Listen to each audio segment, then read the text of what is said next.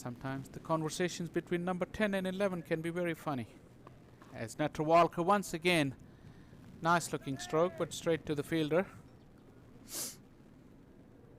Sometimes the conversations between number 10 and 11 can be very funny.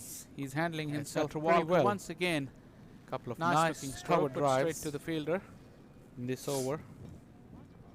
Sometimes the conversations between number 10 and 11 can be very funny. He's handling himself pretty well. Once again, couple of nice looking strokes for the Yorker. This time Netrawalkar once again, it's the same fielder. Sometimes the conversations between number 10 and 11 can be very frustrated. 5-dot balls. Once again, couple of nice looking strokes for the Yorker. This time happened when Stephen Taylor was batting. He skied the 6-1 and lost his wicket. See if the number 11 could do any better.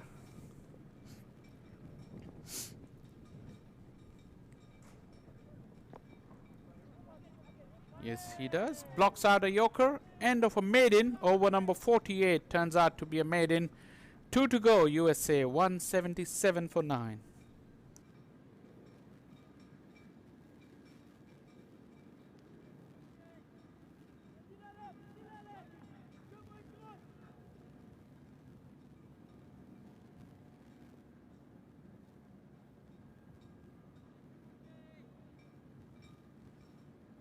Norman Vanuva, 1 for 17, his return for the day. So far, if the US pair bats out the next over, he'll probably have to return to finish off the innings.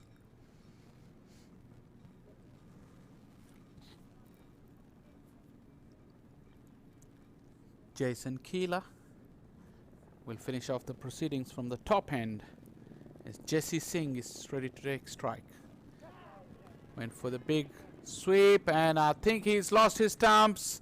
Jesse Singh is gone, and the USA have been bowled out for 177 in the 49th over. And a very, very good effort in the field from Papua New Guinea, as Jason Keela, with the final blow of the innings. Jesse Singh, who fought well, lost his stumps looking for the big slog sweep. But 177 would represent a very good recovery by USA after being 98 for 7 at one stage. As we watch the batting card, one man stands out. That's Monak Patel, who got 66 runs. He's got some support from the tail. Elmore Hutchinson with 28. Jesse Singh with 11.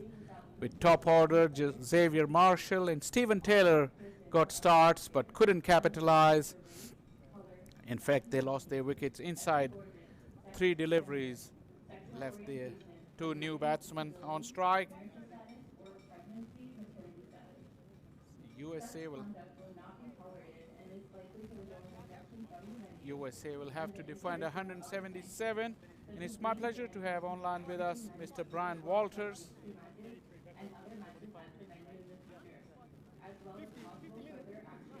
Good afternoon, Brian. It's our pleasure to have you online. And as you know, this has been a very historic week for USA cricket, the first ever ODIs.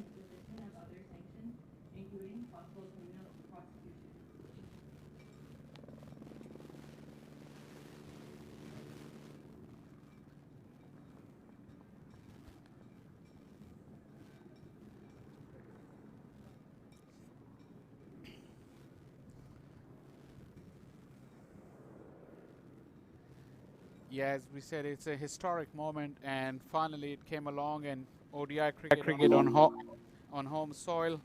You know, as you said, I've got a bit of a lag. I can hear myself. Brian, just hold on 1 second, please. Sure.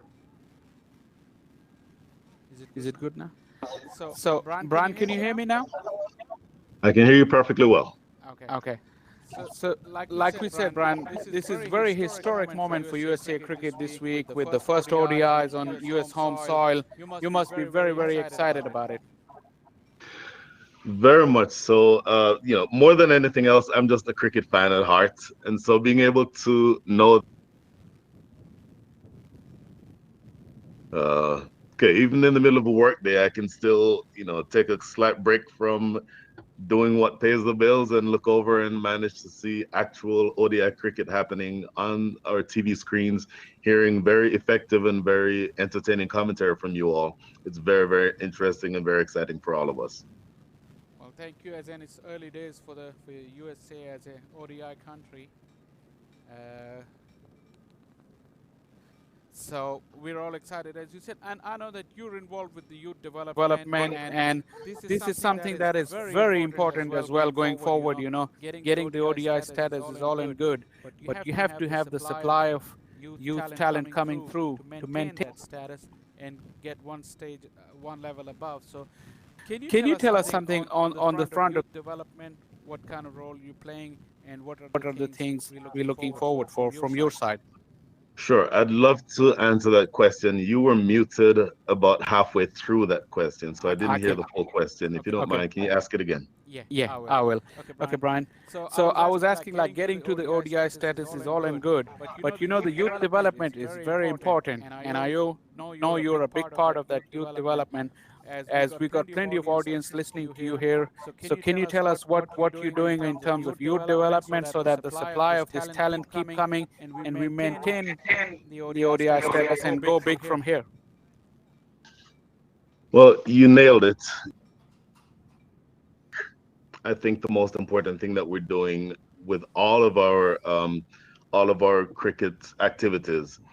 Obviously, there's been a lot of talk about what has happened thus far in U.S. cricket. We're talking about in a couple of years, hopefully having a T20 league. None of those things matter without a constant supply of proper cricketers developed at the grassroots level. So in my mind, it's the most important piece of what we're working on. Our youth development subcommittee has been assembled. It's been going on now. We've been having several, in fact, we have weekly meetings where we discuss everything that needs to happen for US cricket. We're not quite fully ready to roll out all of the plans, but I can tell you just sort of at a very high level the areas where we're mostly focusing on. I think for the first piece of information that we need to discuss is that there is definitely going to be a national youth tournament. Uh, for us, as of right now, I think there are several different pockets in the US where we sort of are doing things on our own, but we're not are necessarily pulling in the same direction. With our initiative, hopefully we'll be able to have everyone under the same umbrella and pulling in the same direction. And more than anything else, making sure that all of the talent that is in this country, and at recent count, I believe it was somewhere around 250,000 active players, but we want to identify the best youth players from that group to be able to have them go into the funnel at the wide end, have a process that helps us to identify the best players so that, a year or so from now, we have a very solid group of core, solid potential representatives of US cricket. And so that's sort of the direction in which we're headed. I think we'll definitely get there. And as soon as I mentioned, when our plans come into fruition with regard to the areas that we're discussing with the youth tournament, we'll be able to roll that out and everyone will be able to hear and be able to anticipate what we're doing. I think it's going to be very exciting and we're looking forward to getting to that point. Yeah, that's awesome news for all the cricket lovers and supporters in this country. Because in Canada we had our under-19. Their team, they performed really well. Unfortunately, they lost one game against Canada. But Okay, in so Canada once we again, had I our heard half of under-19. that. Their team, they performed I really heard well. that the team performed really well in Canada. Can you repeat the rest of that? Okay, In so Canada once we again, had I our heard half of under-19. Their that. team, they performed I really well. heard that the I've team been performed following really some well in league cricket as Canada. well. Can you So I've seen repeat quite a lot of talent. Is this all needs to be streamlined, and something that you're just doing is absolutely awesome. I appreciate you saying that. I myself have seen cricketers all throughout this country as young as age 5. Just phenomenal that I was in Florida for the girls cricket tournament earlier, actually last month.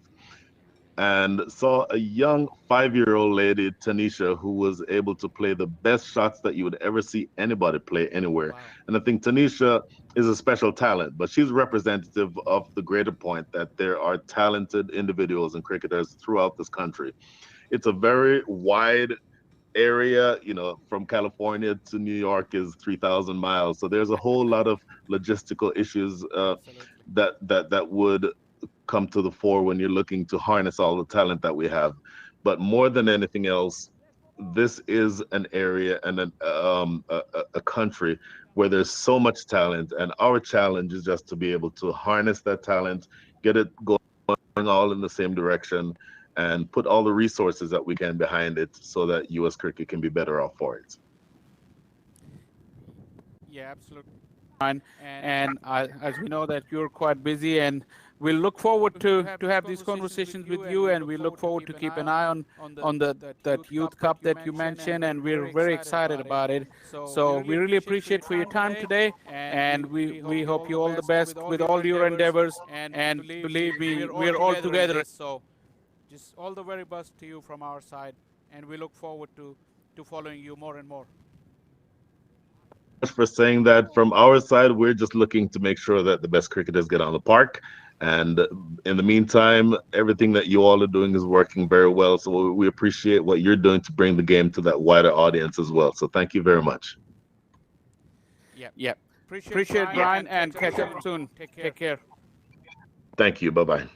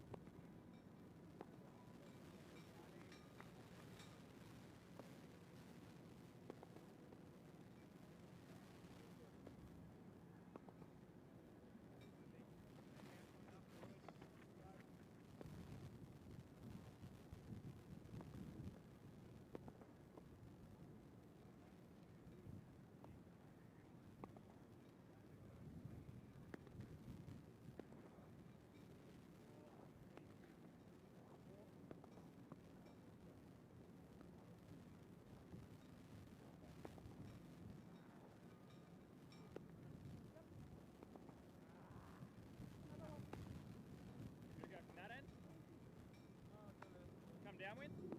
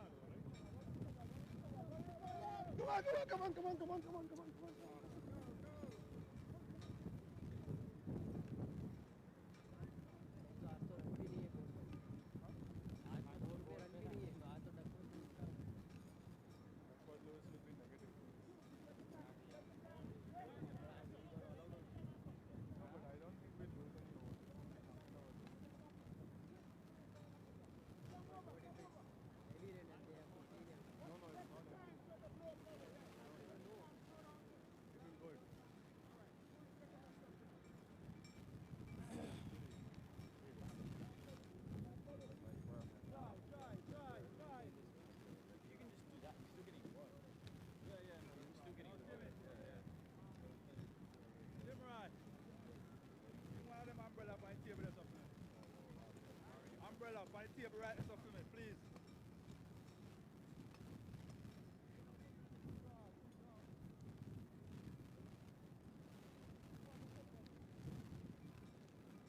Only one. Run up.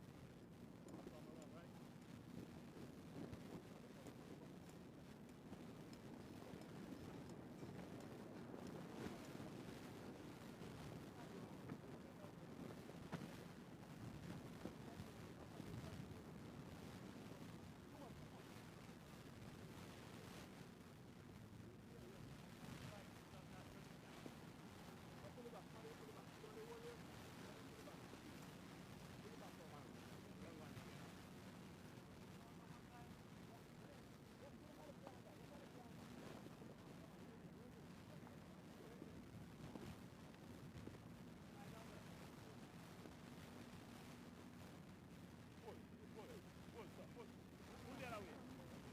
Yeah. Pull that end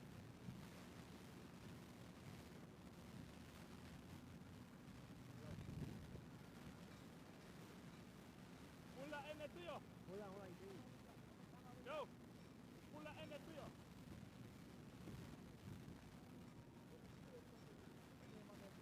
Go. Pull that end tuyo. Yeah, don't drop. All right, good.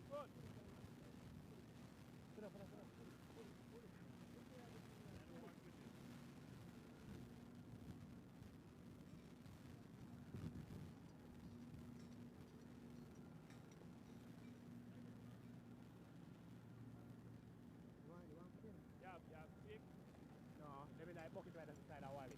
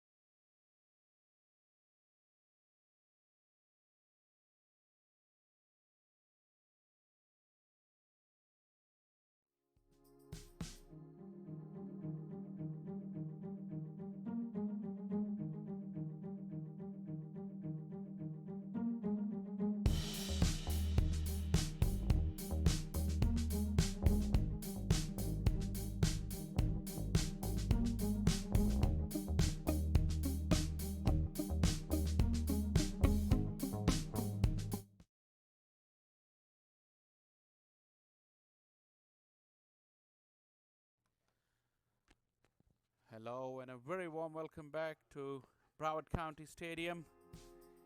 We're in for the run chase. We had a slight delay as towards the end of the USA innings we were talking about the weather coming in, and it got pretty dark and it rained, but covers are off now.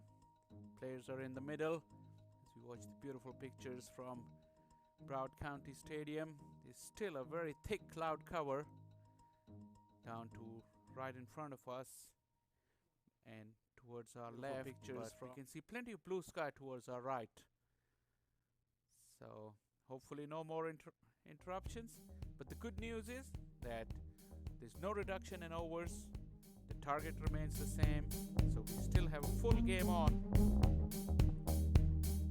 And USA was preparing to start their innings with spin attack with all this heavy weather, cloud cover.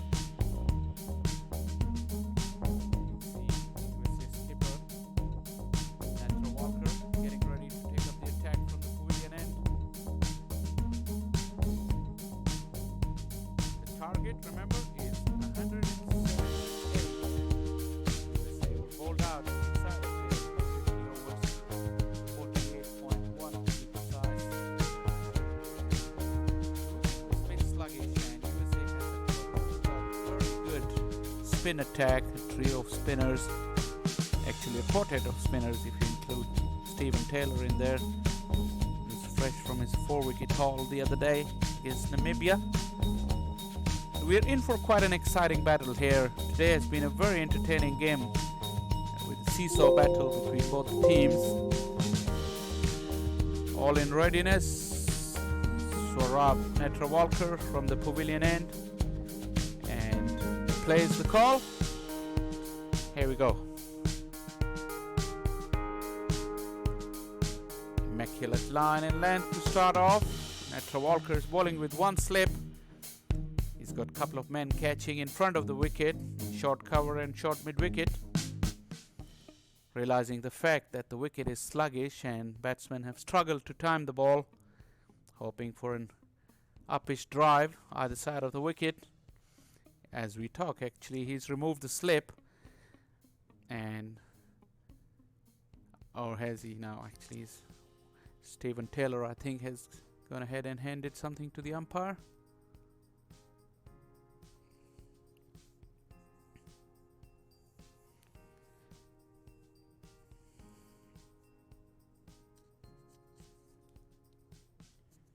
Actually, it was Xavier Marshall, as Papua New Guinea innings is up and running with a couple of runs through the onside.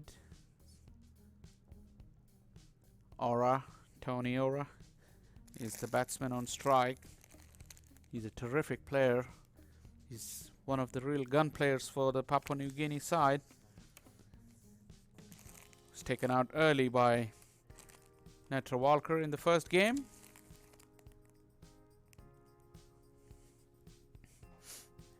Immaculate line and length once again from the USA skipper.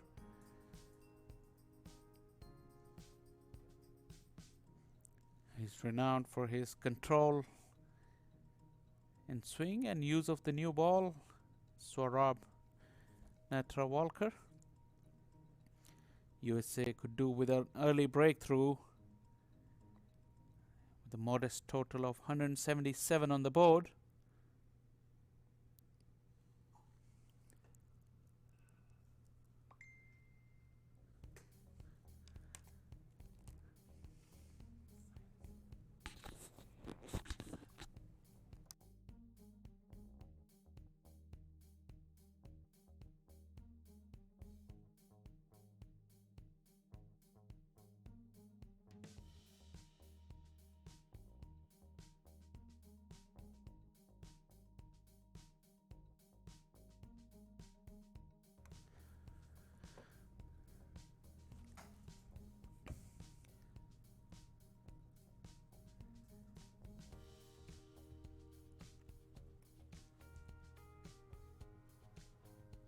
The ground staff and worked really hard during the break. The rain came down pretty hard at one stage. As we watch yet another dot from Netra Walker, finishes off the first over of the PNG innings, 2 for no wicket.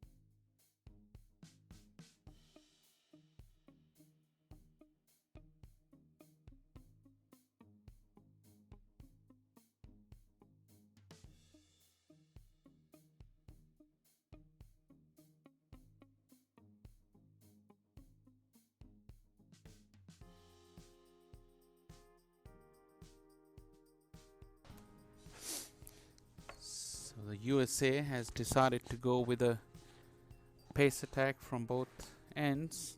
There was a suspicion during the break that they might start with spin right away. Not to be.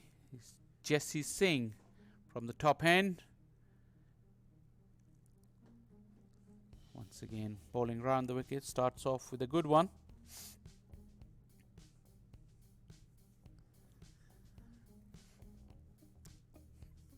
Jesse Singh bowled quite quick in the first game for the USA, but he actually conceded a couple of no balls and free hits that allowed the Papua New Guinea to break free for a while.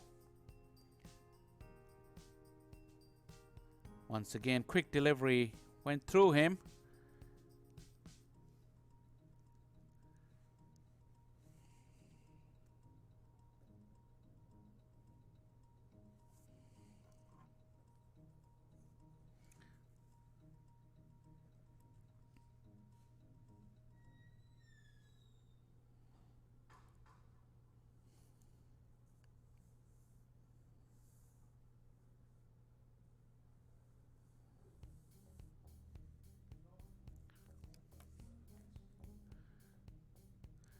Once again, playing a miss. Jesse Singh right on the money.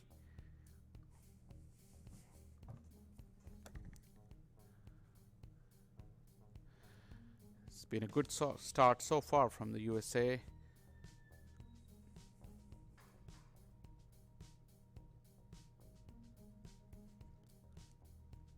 Netra Walker bowled a very good over, and now Jesse Singh,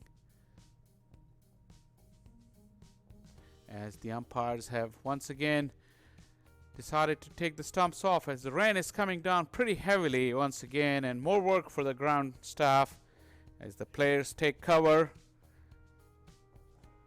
The reserve official had started to go into the field, but I think the umpires are also running out. Just the groundsmen now have done a sterling job covering the pitch pretty quickly, as it's really pelting down now. Wow, as the lights have been switched off here at the Broward County Stadium, the rain has come down into the second over of the run chase.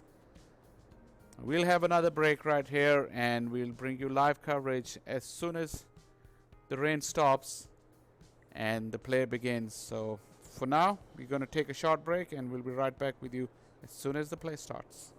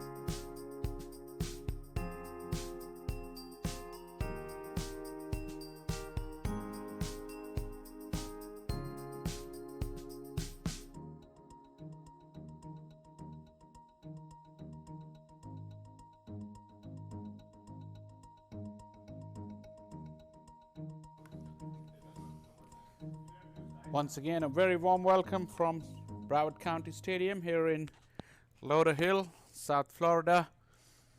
The rain has given way to some blue sky, and we're all set once again to start the run chase.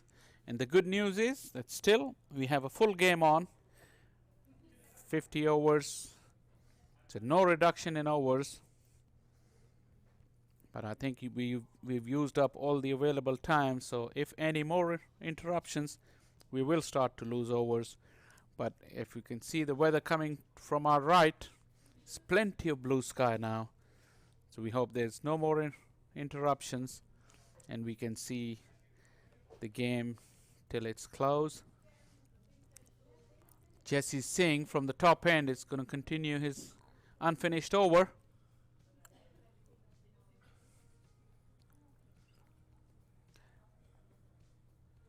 Full pitch delivery went over the bat.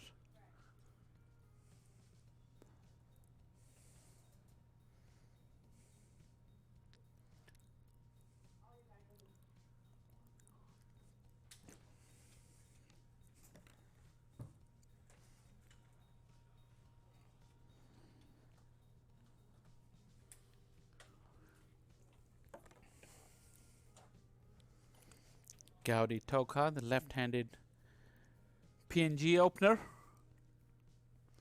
Another pacey delivery, beats the outside edge once again. Jesse Singh looks in very good rhythm. See his knees pumping, running up to the wicket very, very smoothly.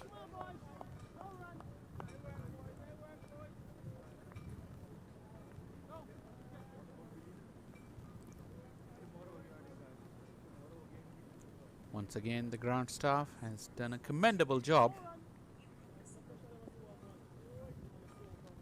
getting the covers in and out promptly, and game is underway. Having just praised Jesse Singh, straight one down the leg side but clipped the outside half of the pad for Gaudi Toka, and that's the second over done and dusted. 2 overs gone. Papua New Guinea, 2 for no wicket. Remember, the target is 178, so 176 more runs needed. That last bit of rain came pretty quickly, and you can see the color of the pitch. It's slightly darker, and a bit of moisture has gone underneath it by the looks of it. Let's see if Natra Walker can exploit that. Still a very, very strong breeze. Probably that helped blow away the clouds. Leave us with plenty of blue sky. As we watch Natra Walker, the breeze is blowing from our left to right. Bowling with a slip and a short cover, catching Natra Walker to Tony Ura. In the air. Good diving save. Excellent bit of work at mid-on.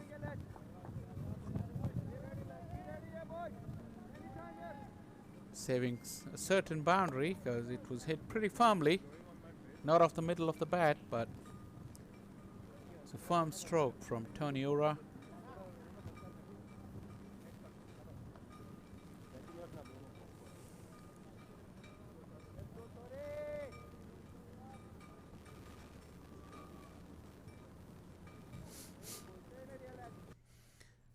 The field changes around for the left-handed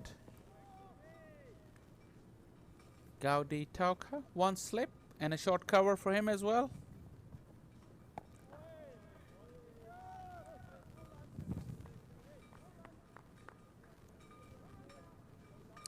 Natra Walker's run-up is different to that of Jesse Singh. Seems like short, broken steps from Natra Walker as he gets ready.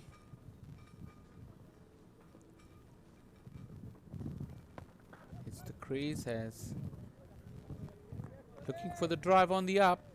We've seen all day that the ball is not coming onto the bat for that kind of stroke play here on this pitch, and that's the reason, that's the exact reason the short cover is in. Natra Walker expecting one mistimed drive in the ear to that fielder.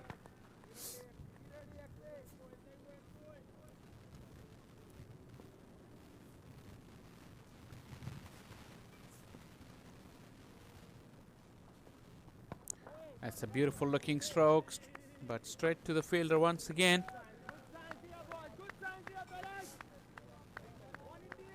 That one was timed pretty nicely.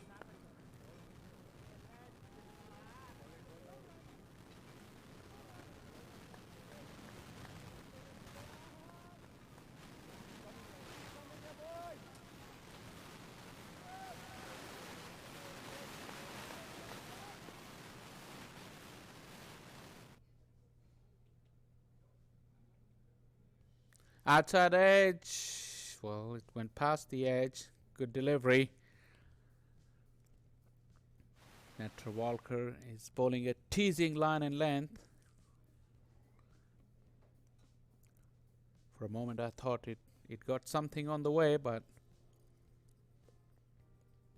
just the thin air.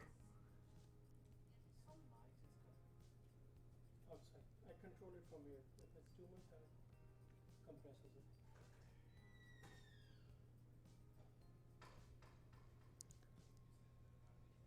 Shorter in length this time, Natra Walker finishes off another very good over from him. At the end of 3 overs, Papua New Guinea 3 for no wicket.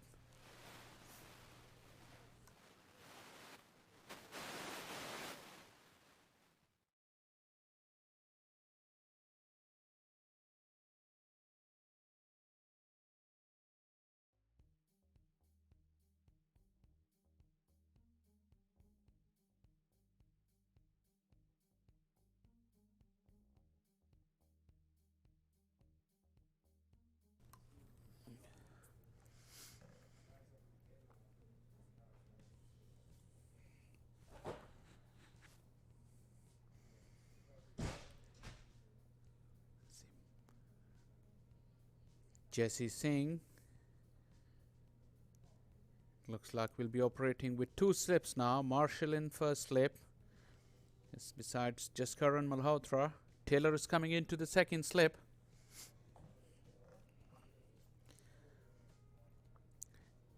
Tony Ora is a top player for Papua New Guinea.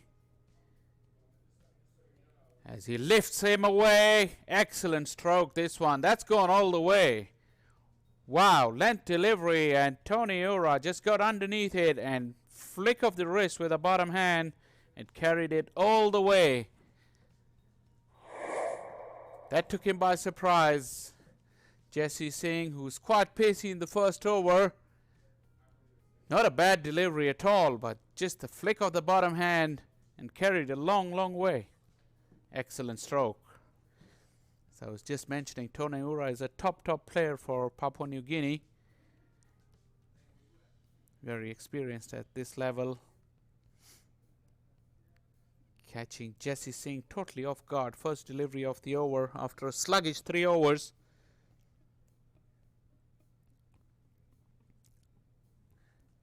Looks like an exciting battle between Jesse Singh, who looked in good rhythm. His knees are pumping, running at full tilt. Good comeback from Jesse Singh, but once again, full face of the bat from Tony Ura, right of the middle. Good contest here. As the sun has broken through once again. Taylor's moving out of second slip now.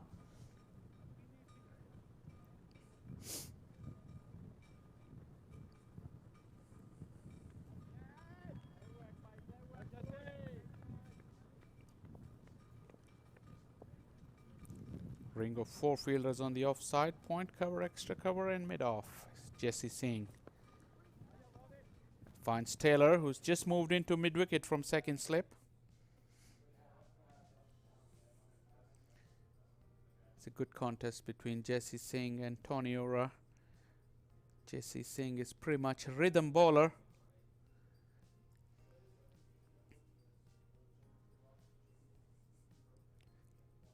Good comeback after being hit for that 6 of the very first delivery.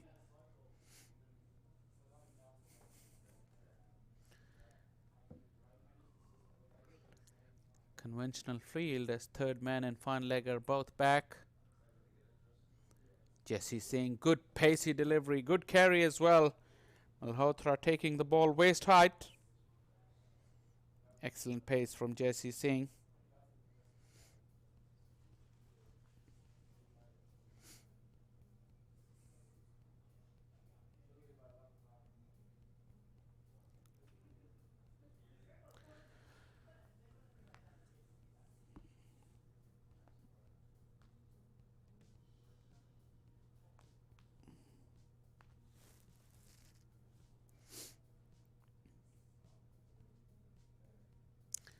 The short delivery, mistimed pull shot from Tony Ora, straight to Taylor. Jesse Singh stood mid-pitch, looking at Tony Ora.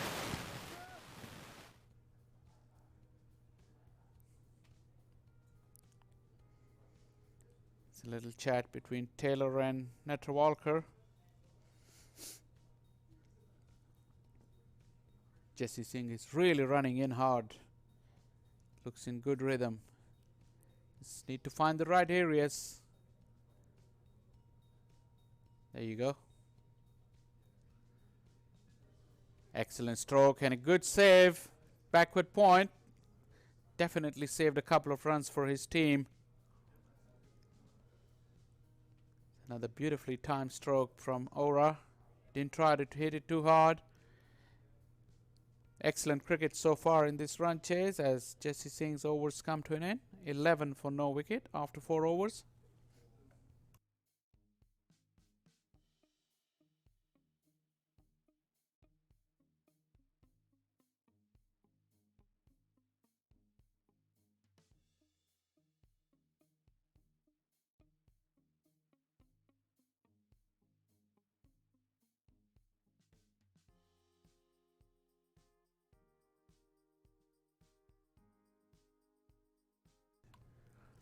That mid-over chat has resulted in a bowling change.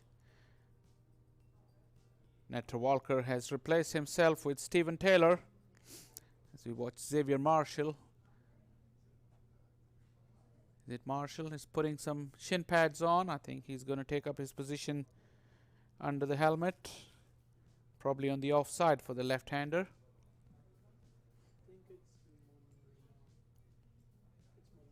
Monarch. In fact, it's Monarch Patel waiting for his helmet.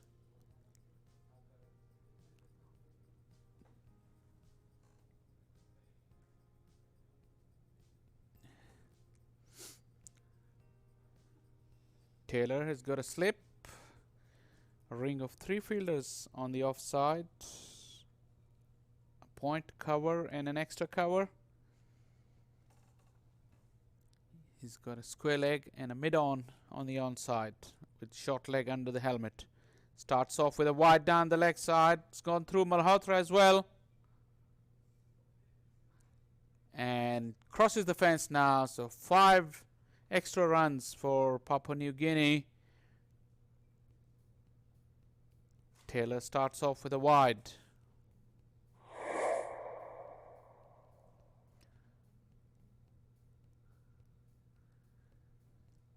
Regulation take down the leg side. Malhotra has a clear side of the ball all the way. Still was sluggish to move across and that ball eluded him.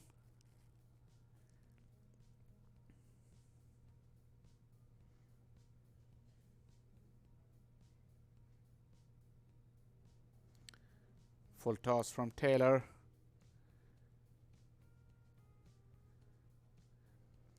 Is he trying to do the same thing what the Papua New Guinea spinners did? Throwing the ball high up in the air and inviting the big shots.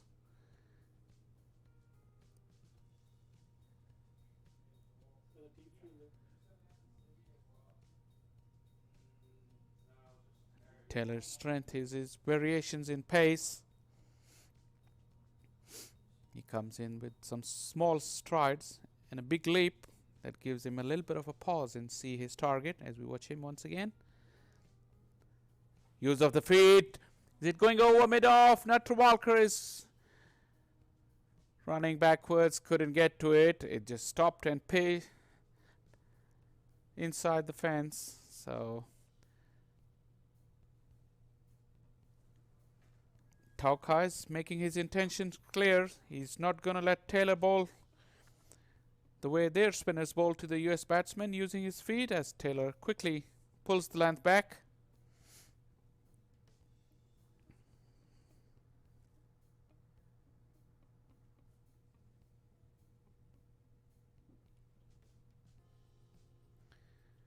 Quicker once again, walked into the gap on the onside.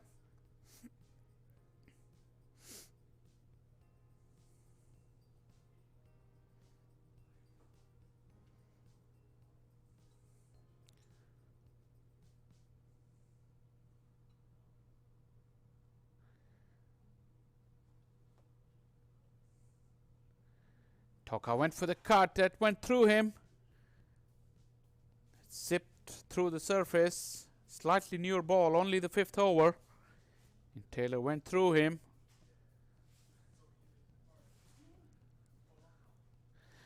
Big sweep. A muted appeal from Taylor. I think it pitched outside the leg stump. Good finish to the over from Stephen Taylor. Papua New Guinea, 20 for no wicket after 5.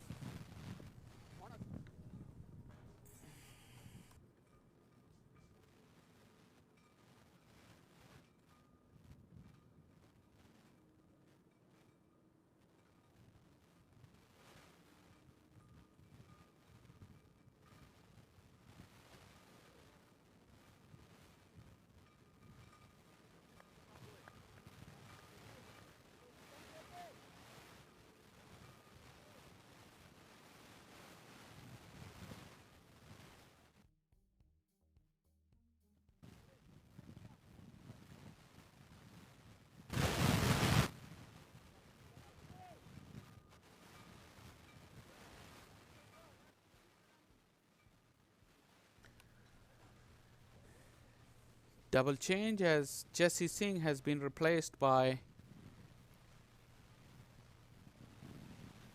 is it Karim Agor by the looks of it? Number 17. Yep. Left arm orthodox. He's been the star man with the ball for the USA in this competition. And a very reliable cog in the wheel of USA bowling lineup for quite some time now. His spell will be vitally important here.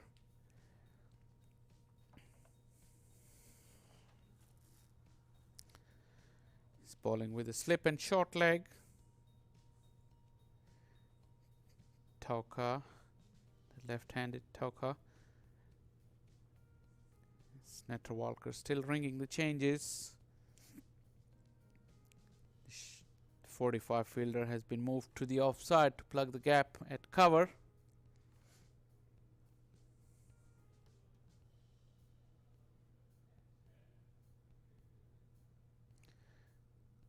Karim Agor has this ability to slide the ball off the surface quickly.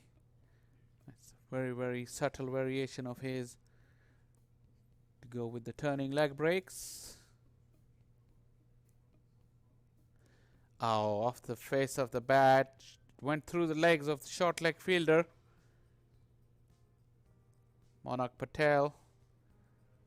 Remember, he's not there for something off the face of the bat. He's there for a bat pad.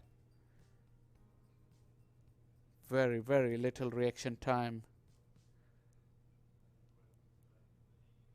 This one is short and Monak was jumping for cover, as it's been timed beautifully by Tony Ora for boundary. Short and wide from Karim Agor, given the full treatment.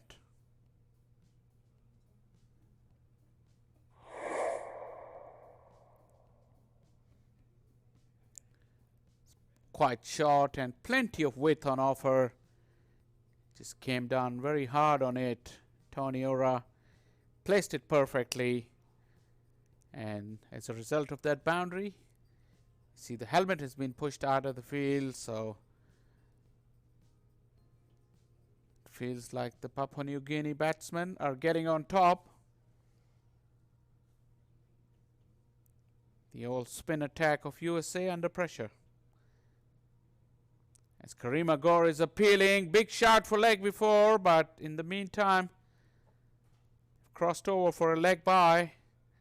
Kareem Agor was the only one who was appealing. Malhotra and Taylor at slip weren't very interested.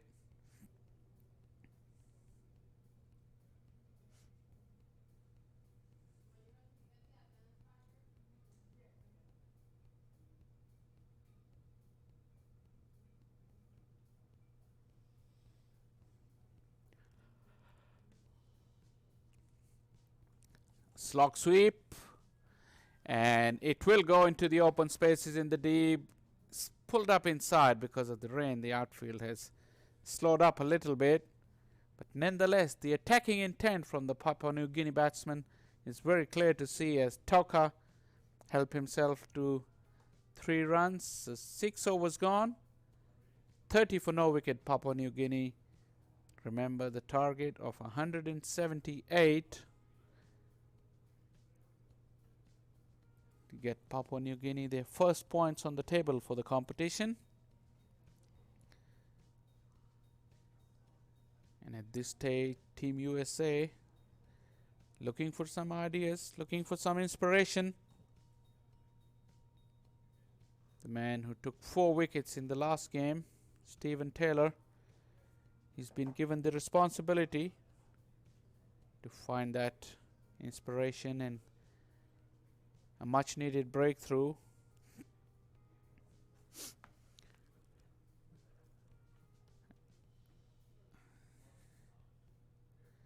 Pretty conventional field now. Back to a slip and short cover catching. Long on is deep. See the lanky figure of Elmore Hutchinson going towards our left to take up his position at long on. Mid off is up in the ring. We're still in the first power play.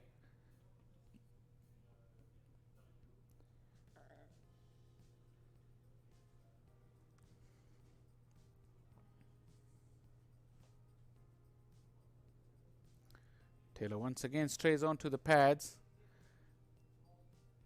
looking to bowl that attacking line, looking to turn the ball.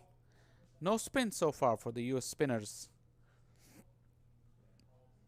And it may seem after the rain the ball is sliding onto the bat a little bit better as compared to the first innings.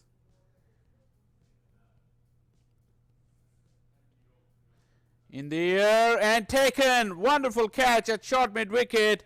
It looks like Monak Patel diving to his left has took the catch.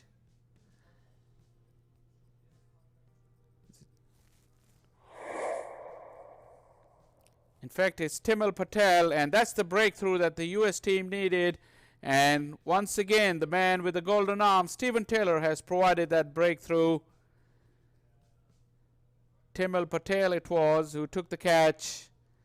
And USA badly needed that wicket after a good start from Papua New Guinea.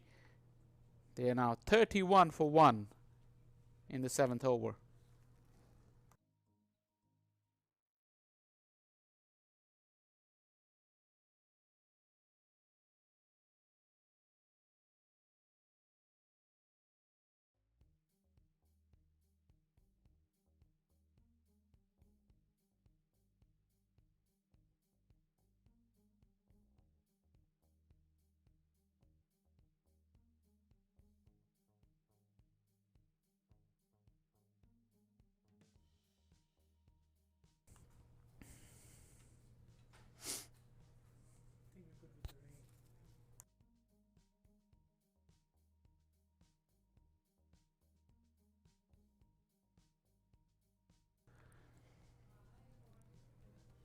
Asad Lawala is the new man. As we look at the beautiful picture here, you see plenty of blue sky, the weather coming towards from our right to left. Seems pretty clear now for the rest of the day.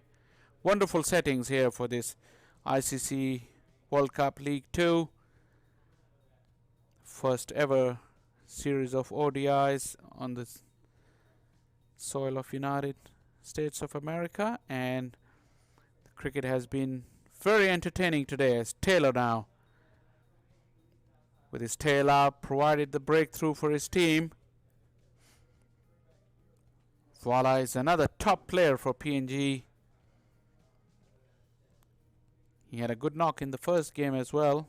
Wasn't good enough for his team to win the match, but as Taylor squares him up, little bit of turn now. As this ball is getting old, probably it will start to grip a little bit more.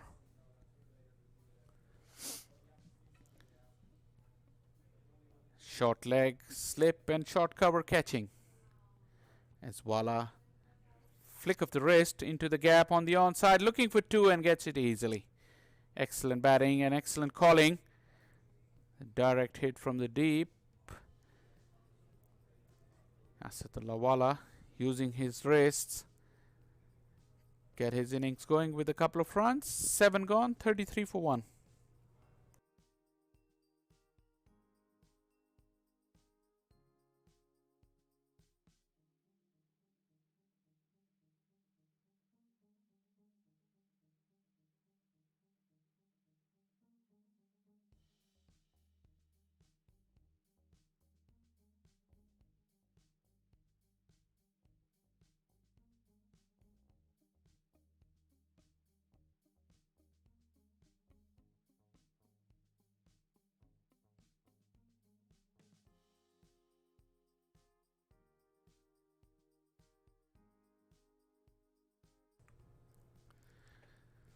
The USA skippers ringing changes.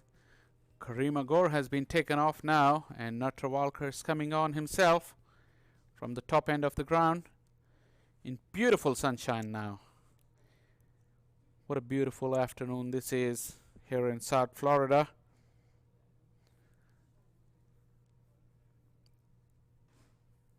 It's 3:30 local time here in Florida.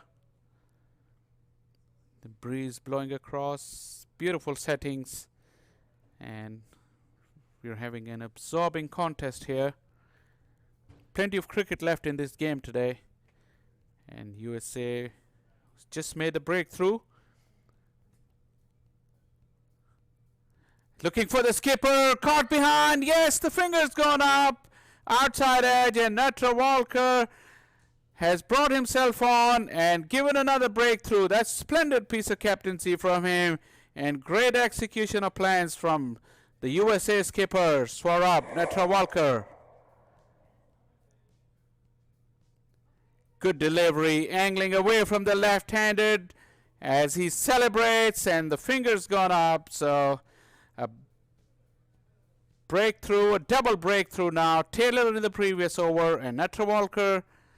So two top players are gone now, and PNG 33 for 2 in the 8th over.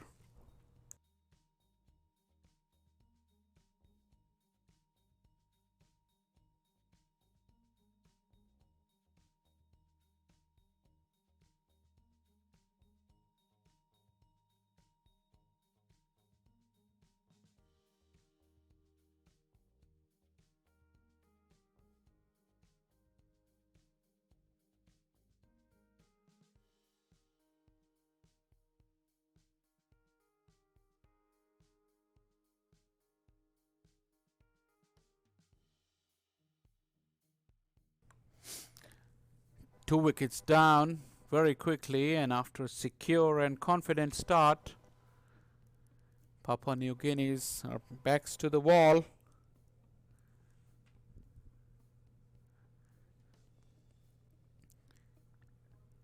Natrawalkar once again, right on the money, attacking the stumps.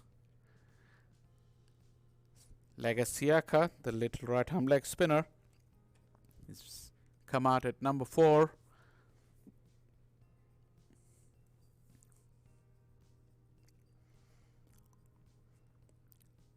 Similar situation happened earlier on in the day in the USA innings, where two set batsmen followed each other within the space of 3 deliveries. Attacking the stumps, Netravalkar once again.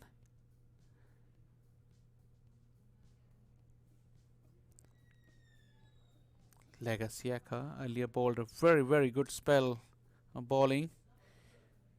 2 for 32 of his 10 overs. He's now required to do a job with the bat as well.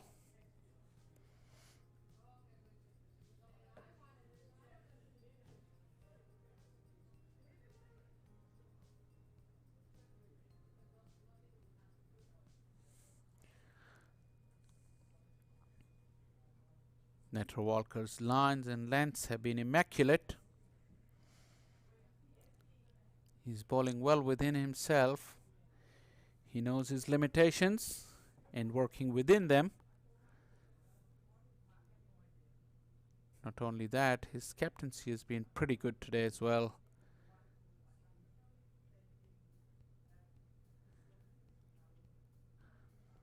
Tried to bring this one into the right-hander, but Legasiaka was up to it. Yeah, he went for his spinners pretty early, but realized they weren't as effective, so went back to himself and immediately got the breakthrough.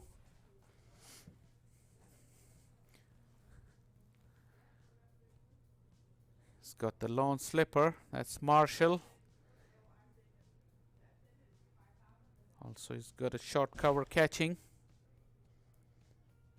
Forced off the back foot, brilliantly fielded at backward point.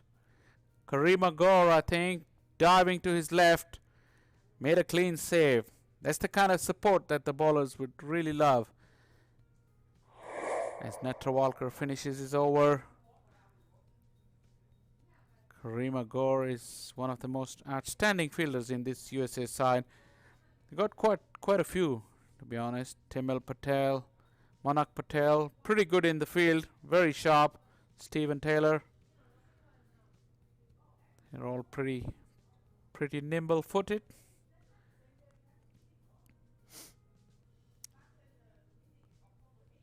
Back-to-back wickets in 2 overs to follow up with such kind of fielding efforts will definitely put pressure on the PNG batsman.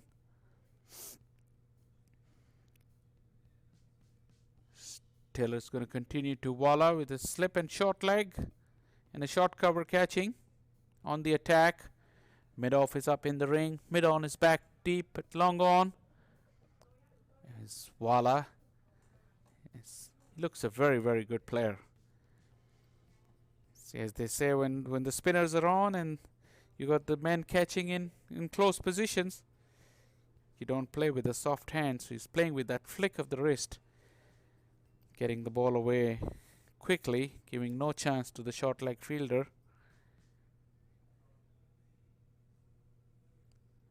Walla moves to 3. Taylor will now bowl to the right-hander Legasiaka. Still slip and short leg. He went for the big sweep, appealing Taylor down on one knee. But umpire Malala stood firm. Taylor not happy at all. It's a quicker delivery. Looking at Jaskaran, he was holding his line. He never moved towards the leg stump. Marshall from first slip. Taylor from his bowling position was down on knees, pleading to Malala. Taylor not being a big spinner of the ball, this would have been pretty interesting.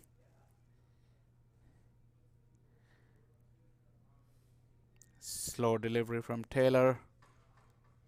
Still shaking his head in disbelief.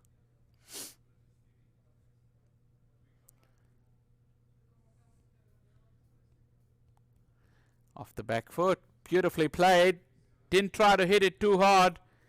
Just timed and placed it for a couple of very handsome runs from Legasiaka. You could tell that Taylor hasn't got over that decision just yet. Could be big moment in the game, you know. Wicket here, would have put USA right on top.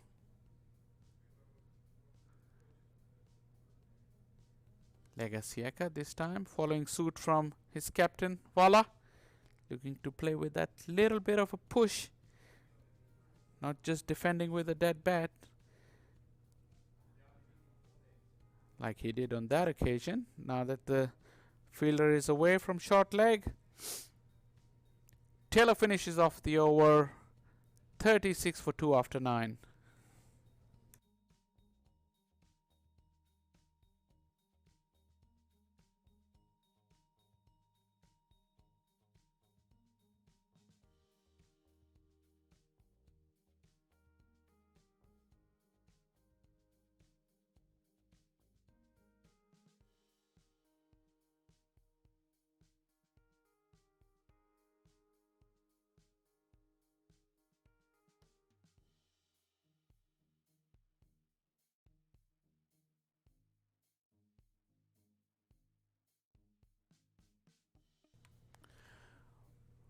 Plenty of work for the substitute as the gear for the short leg fielder has been brought in and out. Natra Walker ready to start the fresh over, bowling with a slip. Wala got struck on the pad, but I think it was down the leg side. Umpire Jackie Williams signals leg by. It's been a good passage of play for the US team the last couple of overs.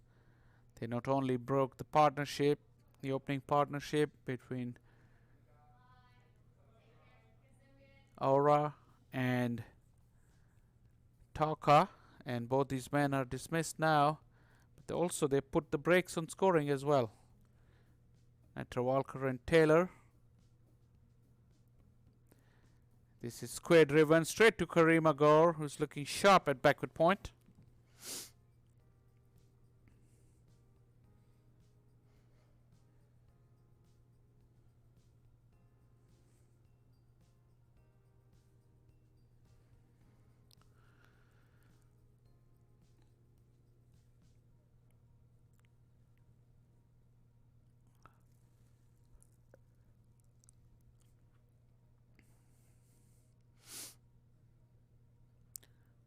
Bit of extra bounce for Natra Walker, hitting the splice of the bat as Legasieka went for the forward defensive stroke. He's not a tall man at all.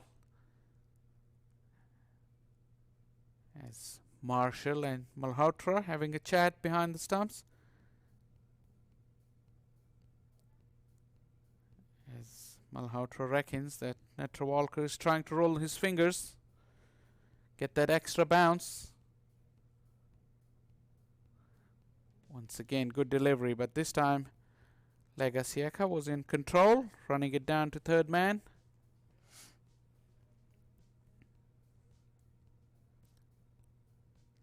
Field changes over for the left-handed Wala.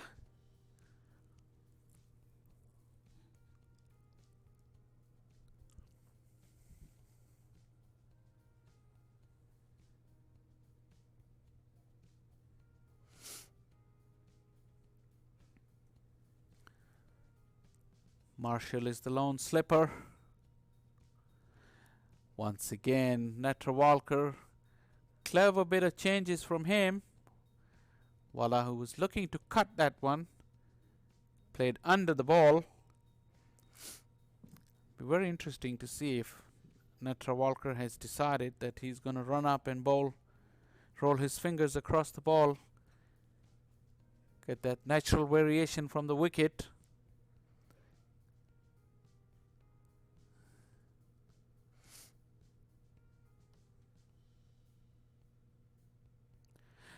Pad first, appealing, Natra Walker pleading. But umpire Williams says nothing doing.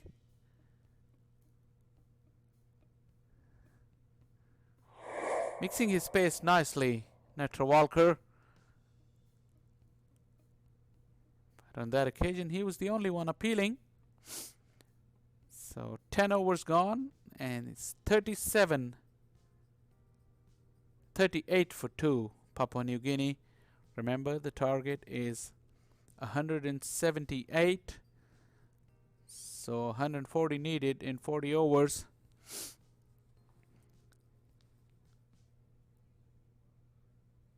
Netra Walker has found a way to be effective on this pitch.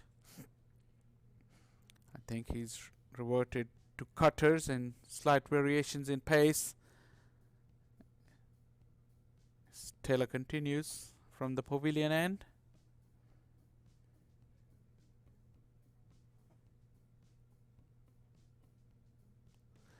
Looking for the cut.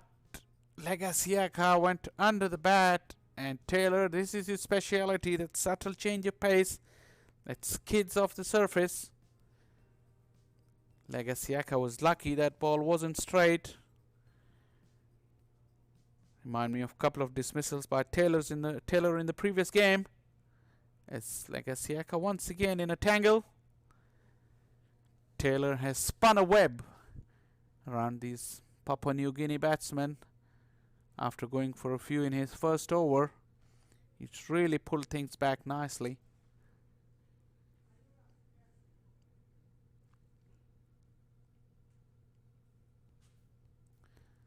This time shorter. Cut straight to the fielder, but for no runs.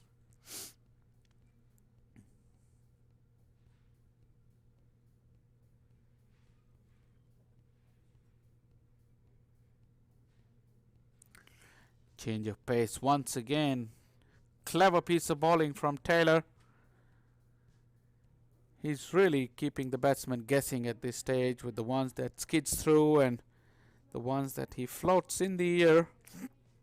A little bit of help from the wicket. As Legasiaka thought of just defending and letting Taylor's over go by. A maiden from Stephen Taylor. Wonderful piece of bowling. 38 for 2 after 11.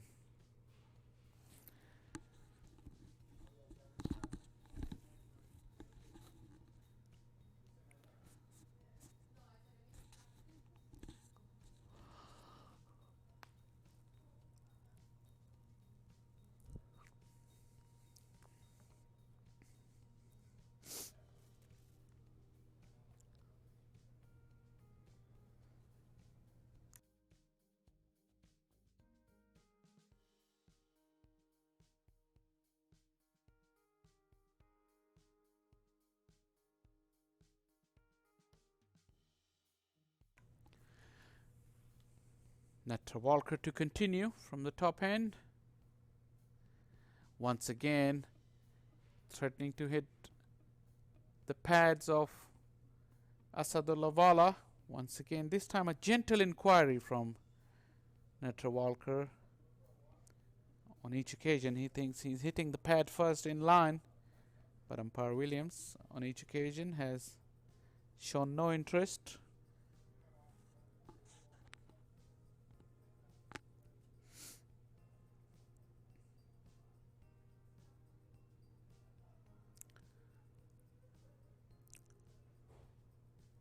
There's good bowling partnership right here between Stephen Taylor and Saurabh Netra Walker, complementing each other very, very nicely.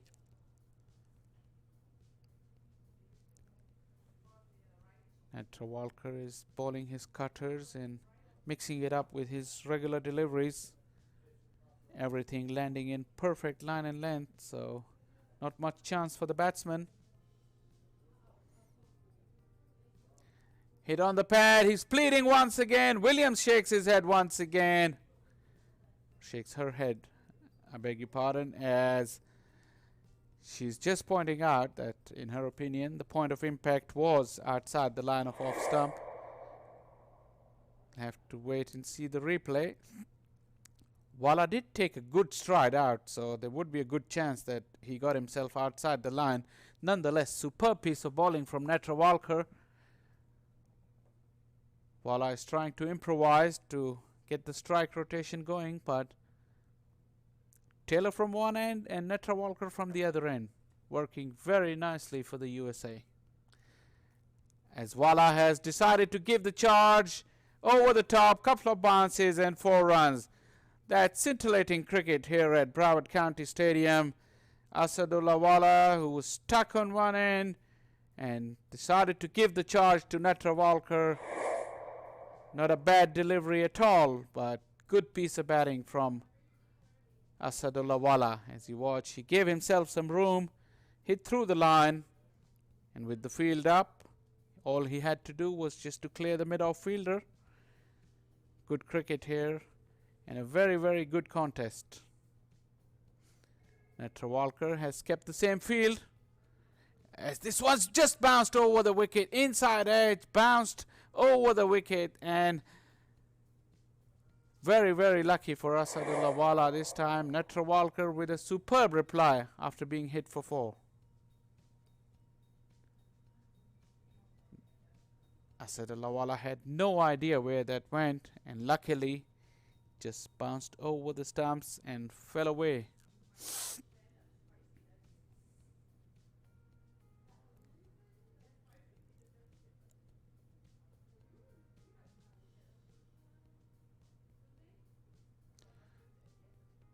Excellent piece of timing once again. Glorious looking stroke from Asadullah Wala. Just caressed it into the gap on the offside. As I said, he looks a very, very good player.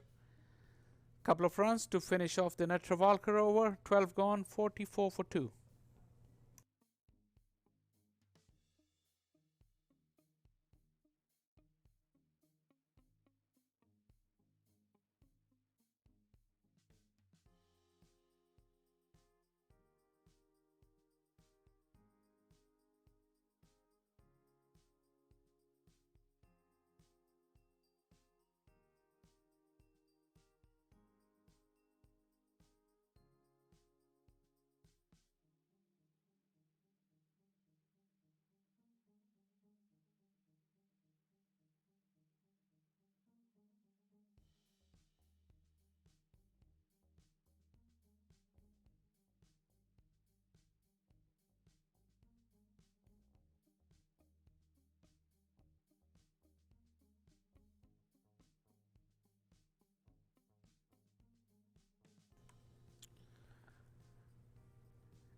The battle resumes between Taylor and Legasieka.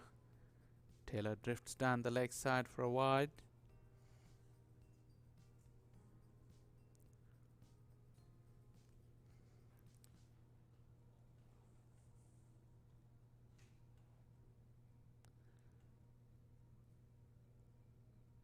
I think Taylor got away with that. Slightly shorter, but Legasieka couldn't pierce the gap.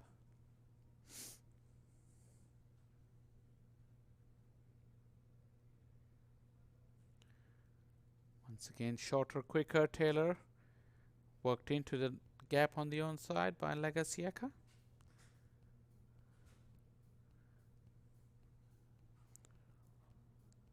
As we were talking in the last over, the stranglehold that Taylor and Netravalkar had over the Papua New Guinea batsman.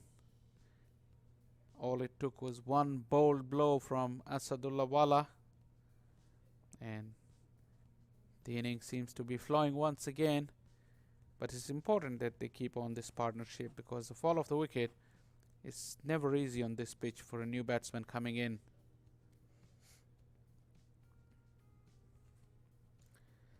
Taylor wouldn't mind bowling to a left-hander at all, as he's been bowling last couple of overs to the right-hander.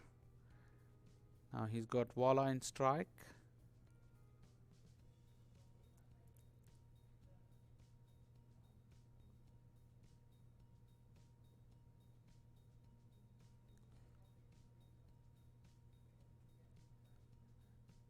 Decided to go over the wicket now, Taylor.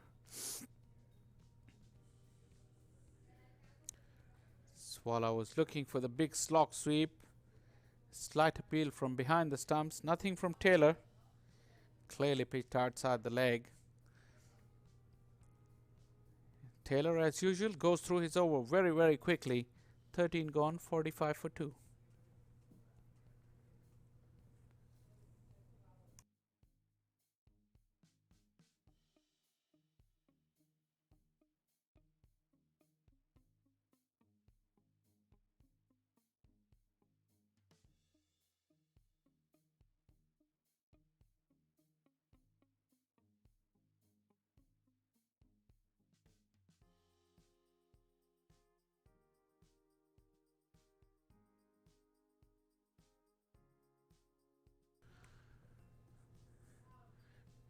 the wind has really picked up here at the Broward County Stadium.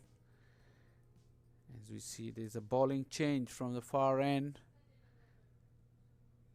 Timil Patel by the looks of it.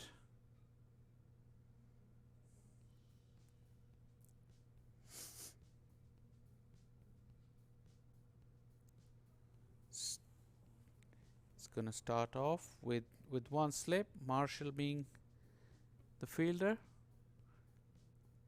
It's got 4 fielders in the ring on the onside and on the offside. And I think it's skipper Netravalkar on mid-wicket as big appeal, still appealing, and the finger's gone up. Legasiaka did know the inevitable. He'd walking back already before the finger had gone up. He'd resigned to the fact that he got struck right in the middle. And Legasiaka walks back, and Timil Patel has got the breakthrough of his very first delivery. Excellent piece of bowling. Watch once again. Hit him plumb in front. A little glance by Legasiaka to the umpire. A nod of the head from Williams, and Legasiaka had already started to walk back. So third wicket has gone down for Papua New Guinea, and we have a game on our hand. 46 for 3 here.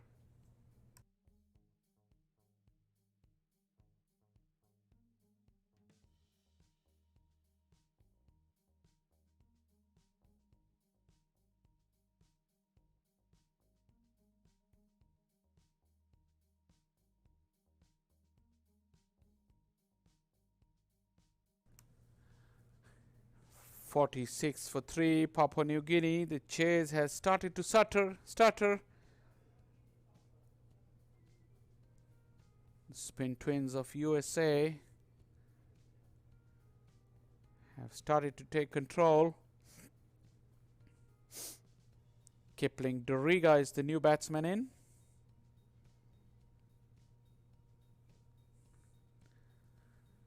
A fantastic first delivery from Timil Patel. Caught Legasiaka plumb in front.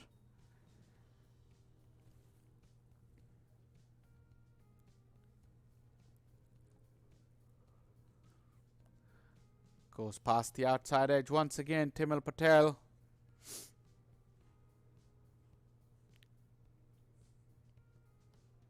Excellent beginning, and at the break, that was the consensus that spin's going to play a very important part. A bit of rain has threatened to change the course of the game, but it may seem that the normal business has resumed, and we'll see most of this bowling being done by the spinners from here on in. It's a loopy, flighted delivery from Timil Patel, but Doriga didn't get tempted.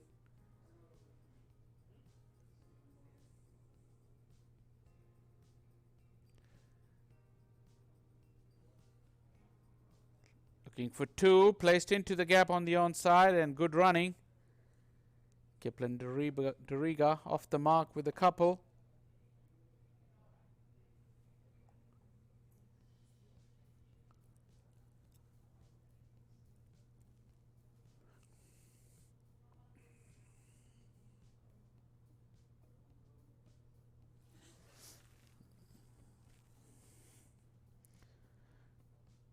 Another good delivery. That ends the very successful first over for Timil Patel. After 14 overs, Papua New Guinea 48 for 3.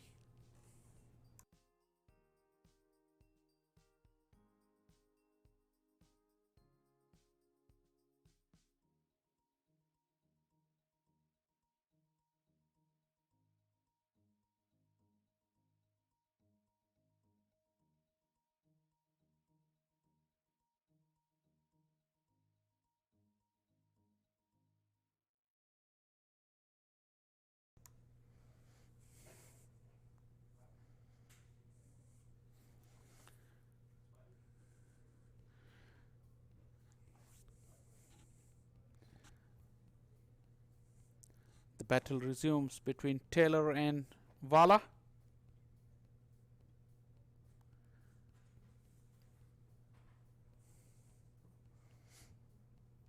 The very strong breeze is definitely helping the spinners. They can throw the ball up in the air, get that little bit of dip to go with the subtle variations of pace from Taylor. We haven't seen anything turn big from Taylor, but his changes of pace and trajectory has been very, very good. And as we were mentioning in the last over, he goes through his overs pretty quickly, doesn't allow the batsman to think too much. As on that occasion, Wala is pulled back, stopped him in his tracks for a while.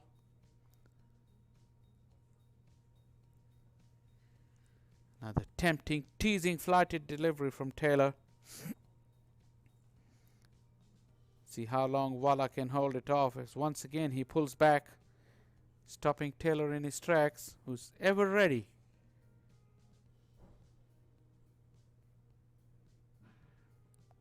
Went for the quicker one, Taylor, this time.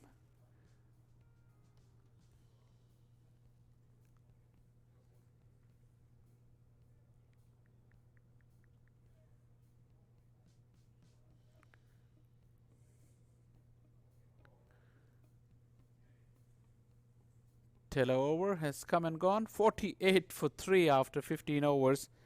We'll try and keep a count of Taylor's next over, see how long he takes, because it barely took 2 minutes in my opinion.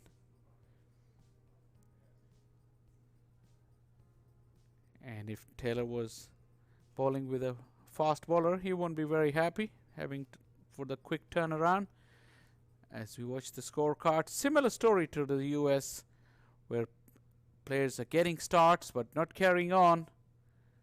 Tony Ora gone for 13, but Asadullah Wala is the key here, the skipper, who not only has a very, very good technique and temperament, but he also has the experience and nous to score big runs and carry the innings.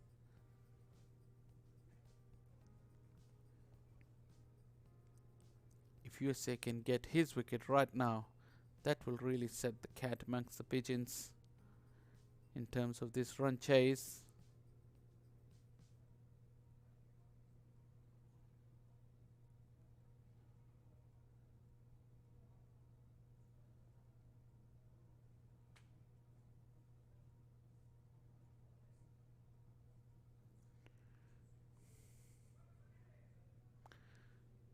Went for the slog sweep this time, found the gap. Hutchinson won't be able to get there. That's a good shot, way in front of square. And Asadullah Wala, as I was saying, he has the quality and class.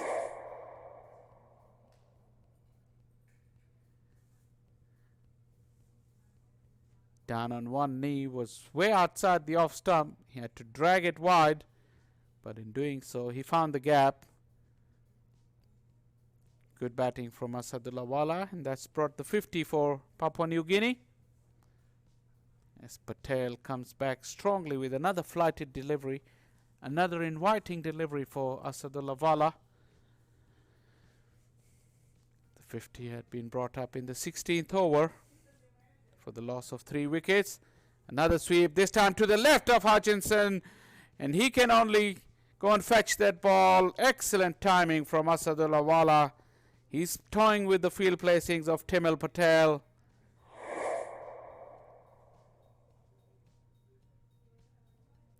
This time it was straighter, and Wala got down on one knee to the left of Hutchinson. Field changes has been made. Another fielder has been sent to sweep on the onside. Karima Gaur is the fielder. But Asadullah Wala cleverly pushes the ball down the ground for a single.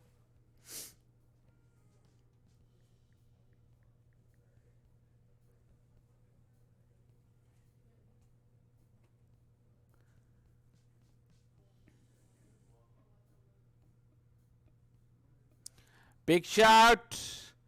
Shake of the head from umpire Williams once again. Good finish to the over, but 9 runs coming off that over from Timil Patel as 16 gone, and Papua New Guinea 58 for 3.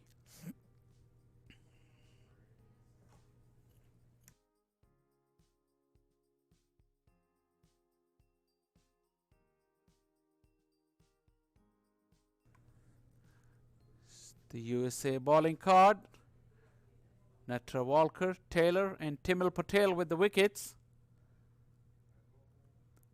Key man Karim Agor has only bowled 1 over so far, and I'm pretty sure that after the assault in the last over by Asadullah Wala, Natra Walker will be seriously thinking of bringing his key man back into the attack from the far end. For now, Taylor continues from the pavilion end, looking to hit that pad in front of the wicket. Wala brings the bat down in time.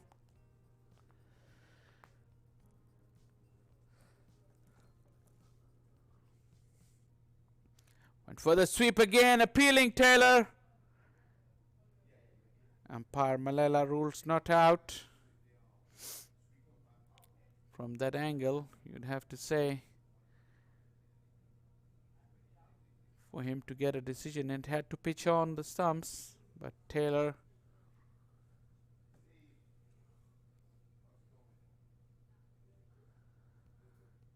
bowling from wide of the crease as inside out. Oh, terrific effort. Running back, full tilt and diving. Got 2 hands to it, but couldn't cling on to it. That was a magnificent effort. And USA created that half a chance, but weren't able to take it. And I think he's pointing out that he saw the ball late because of the sun, but wasn't an easy catch. 10 out of 10 for the effort. Would have been a big wicket. Asadullah Wala, who's the key man here, survives to live another day, as Taylor with his quick changes of pace once again causing trouble.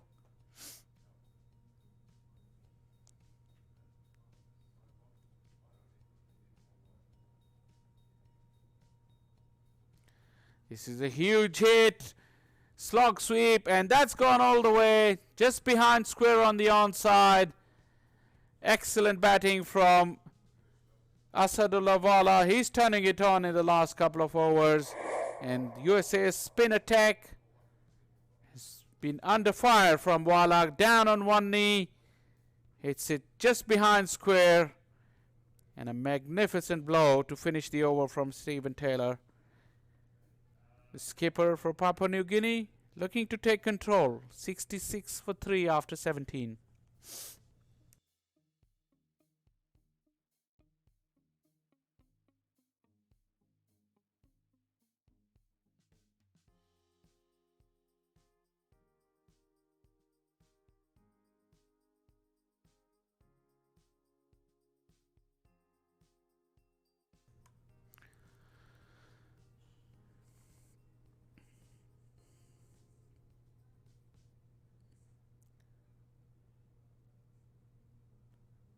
Timil Patel's first delivery has been thumped down the ground by Kipling Doriga.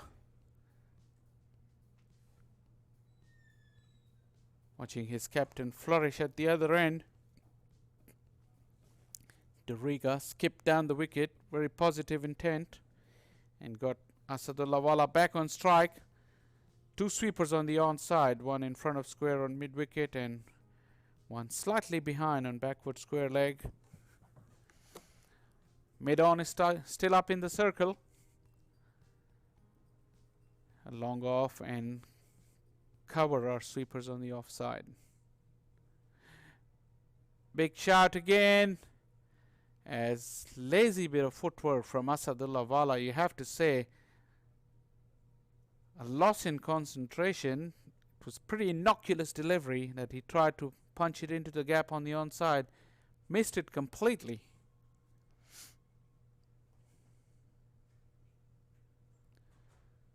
Short and wide from Timil Patel. Jesse Singh sweeping out on the boundary on the offside.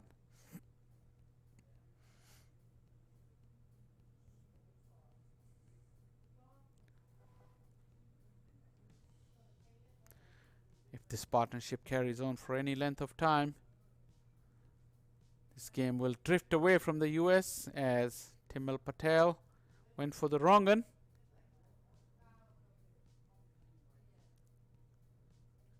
But Kipling Doriga, because of Asadullah Wala's attacking intent, can take a back seat and take his time. This time he's played it late, found the gap as well. Couple more runs as Karim Agor holds it down pretty quickly. That's a period of dominance for the Papua New Guinea batsmen. First Wala and then Doriga, looking very, very positive.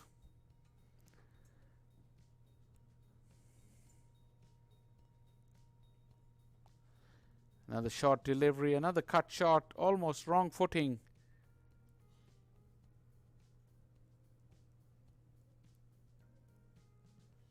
It's Elmore Hutchinson, but another over gone by. 70 for 3 after 18, needing another 103 runs, Papua New Guinea, to register their first win in this ICC World Cricket League 2. Remember, they were part of the Tri-Series in Scotland, where they lost all 4 games, came to the US and lost the first game of this series as well. So 5 on the bounce for them. Looking good for their first victory here. But as I said, this has been a topsy-turvy game all day today. None of the side has enjoyed prolonged spells of dominance, so plenty of cricket still left to be played here, as Jesse Singh has been brought into the attack from the pavilion end this time. He looked very impressive earlier with his pace.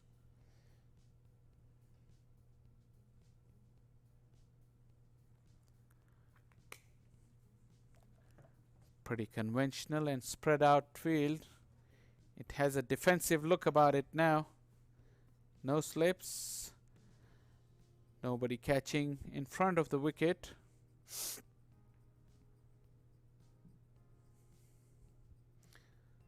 It'll be interesting to see what plan Jesse Singh bowls, because definitely USA needs wickets.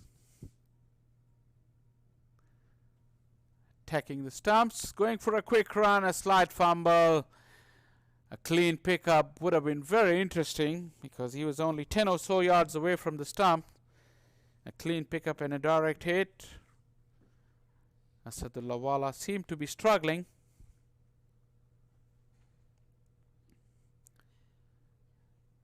USA have created a couple of half chances in that period, but have failed to take on them.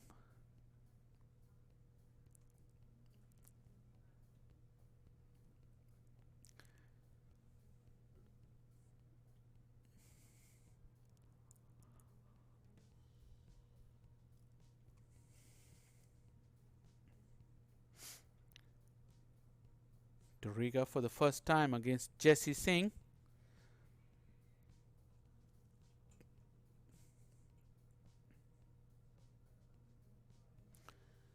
Quick delivery of the beaten the inside edge as Jaskaran was appealing.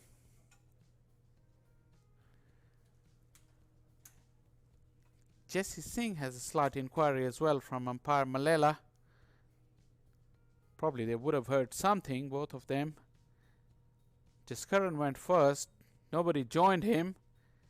He's still gesturing to the fielders in front that he thought it was an inside edge. Very strong wind here as well.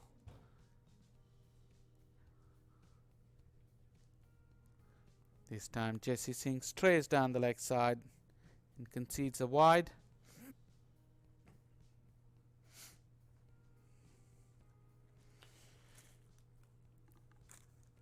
USA would feel hard done by, because Couple of half chances haven't gone their way. One very close appeal by Taylor. That too. Slight little things. The rub of the green, you have to say, are with Papua New Guinea at this stage.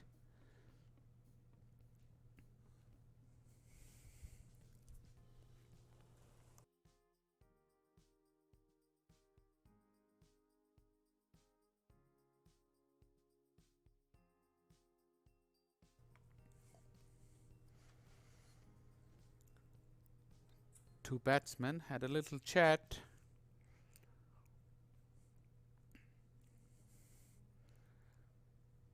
At the start of the over, there was a misunderstanding, and a clean pickup would have been dangerous. Another misunderstanding on the last ball as well. So Rabbitholebd is talking to his partner as Jesse Singh. Right on the money once again.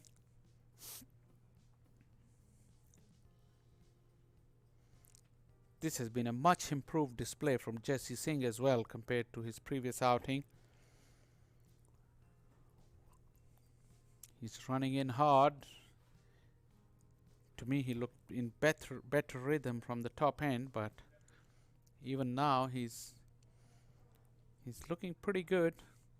Long run up starts from outside the 30-yard circle.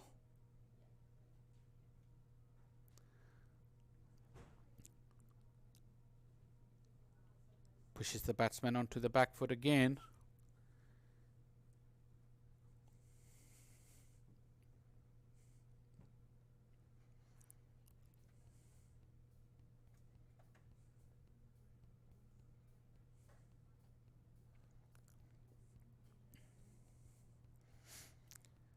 It's about time to test the batsman with a short one. He's got two fielders back.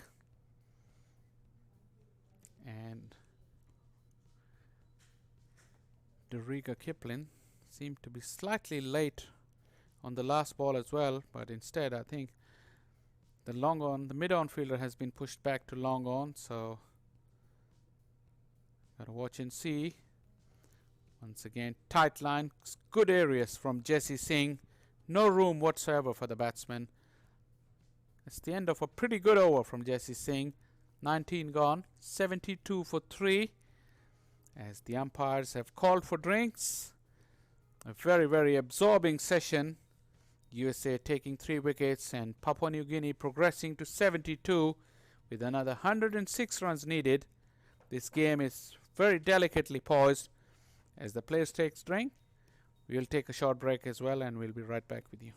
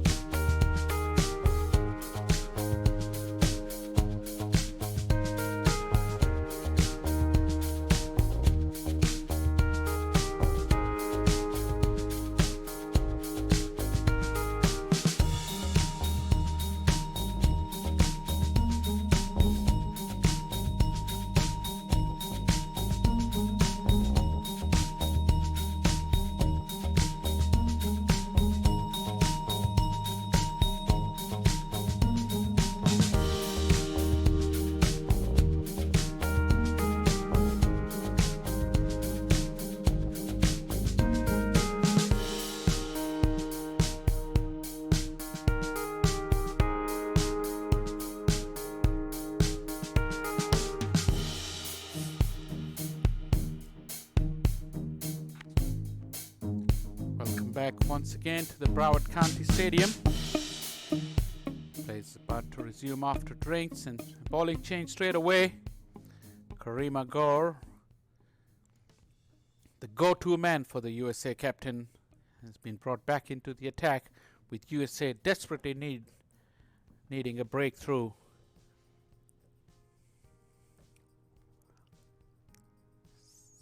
Delicate tickle as Malhotra has covered the ground quickly, restricting the scoring just to a single.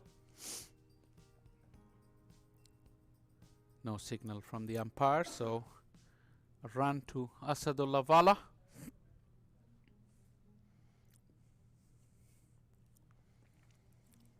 He's clearly looked the part. Asadullah Wala took control of a tricky situation. He's guiding the chase. The job is not done yet. Fresh challenge in the shape of Karima Gore.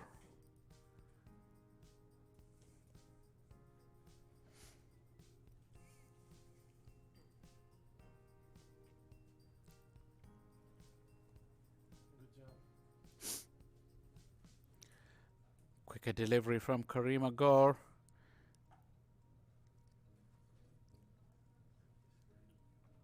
Doriga Kipling just got the bat down in time. Excellent ball once again, but played it pretty late. Just a one run, good ground coverage there by Timil Patel. He's a live wire in the field, Timil Patel.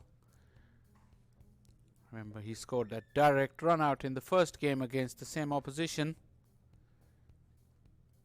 Threw the stumps down from wide of mid-on with only a stump and a half to aim. As Karima Gore strays down once again.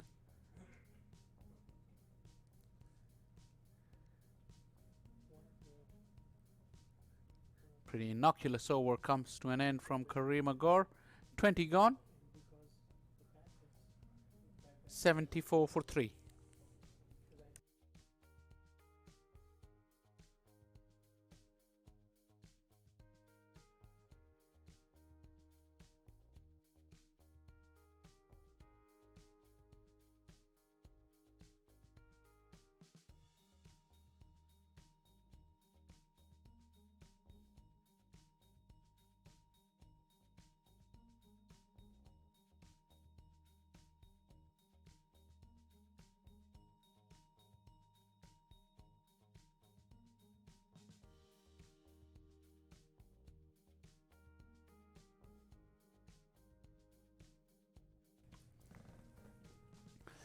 Jesse Singh to continue from the pavilion end. Play and a miss from Wala. Loose stroke once again. As I said, Wala has looked $1 million. He's a very, very good player, but at the same time, we've seen him this lapses in concentration. You would not accept a very, very top quality player to keep making same mistakes. But Wala has been guilty of doing that in the last couple of overs.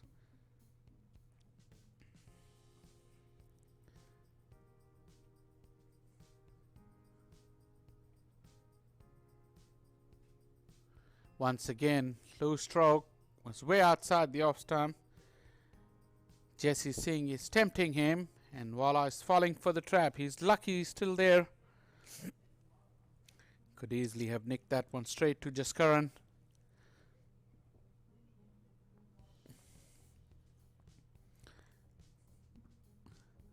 USA would need to take wickets to win this game, and the way Wala is playing, Natrawalkar would seriously be tempted to put a slip fielder in. He hasn't reacted yet, but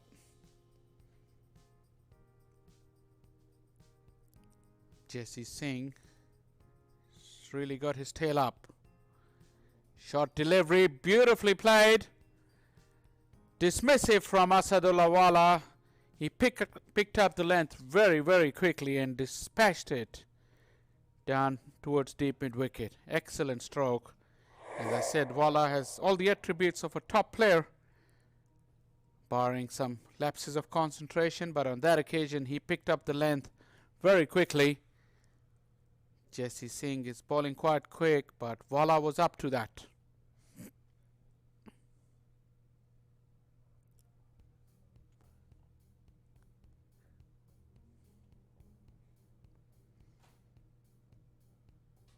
Wala has moved into the 30s.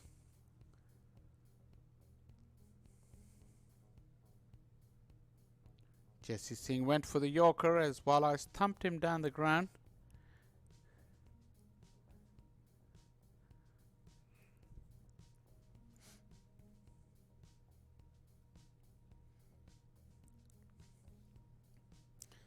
Asadullah Wala, just 42 deliveries. He's really looked a class apart from rest of his teammates. And the required total has come down to 2 figures now. 98 more runs needed.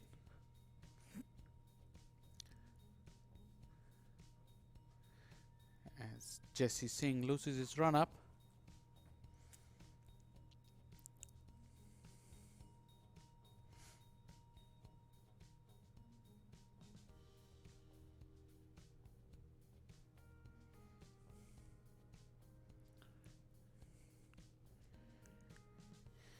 USA needs to break this partnership,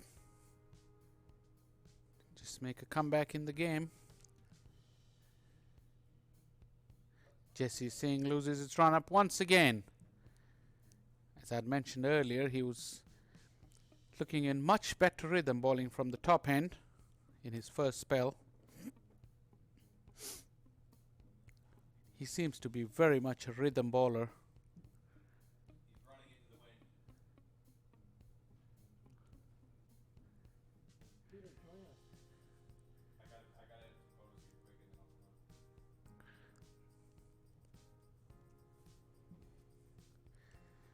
Let's see if he's third time lucky. Here we go. You could clearly see he's struggling to reach the crease, not happy. And in the distance, Peter Della Penna, after his stint of some photography, made a very valid point that he's running into the wind, and that has disturbed his rhythm, which was immaculate when he was running from the other end. He's got a long run up, starts from way outside the 30-yard circle. Watch his steps closely.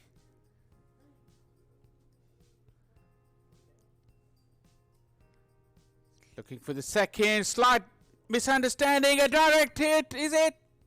Umpire was in an excellent position to make the decision and ruled not out.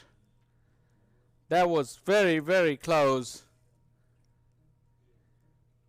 Played it with soft hands to mid-wicket, and fielding was good. It was only about a 30-yard throw, so it came down flat and hard.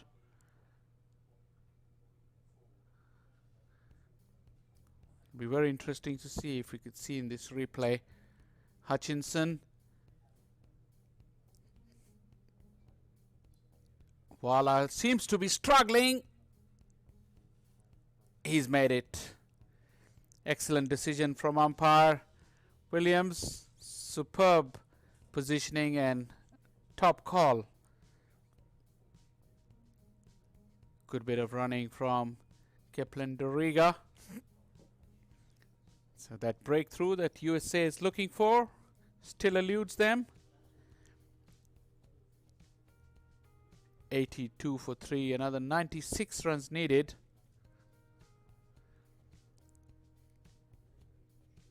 Can the talismanic Karima Gore come up with the breakthroughs that the USA team desperately needs right now?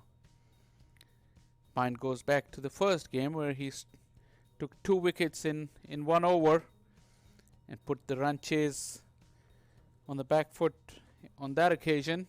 Something similar would really help USA right now. One clearly feels after the rain delay there hasn't been much of a turn from the wicket. If anything, the ball has slid on a bit better onto the bat, and Gore, who normally has the ability to turn the ball, is finding no help from the pitch, it may seem.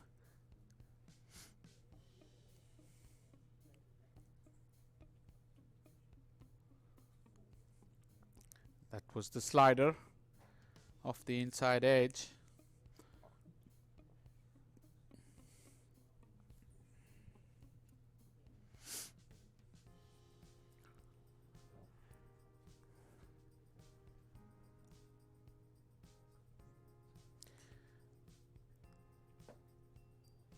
So the Lavala back on strike.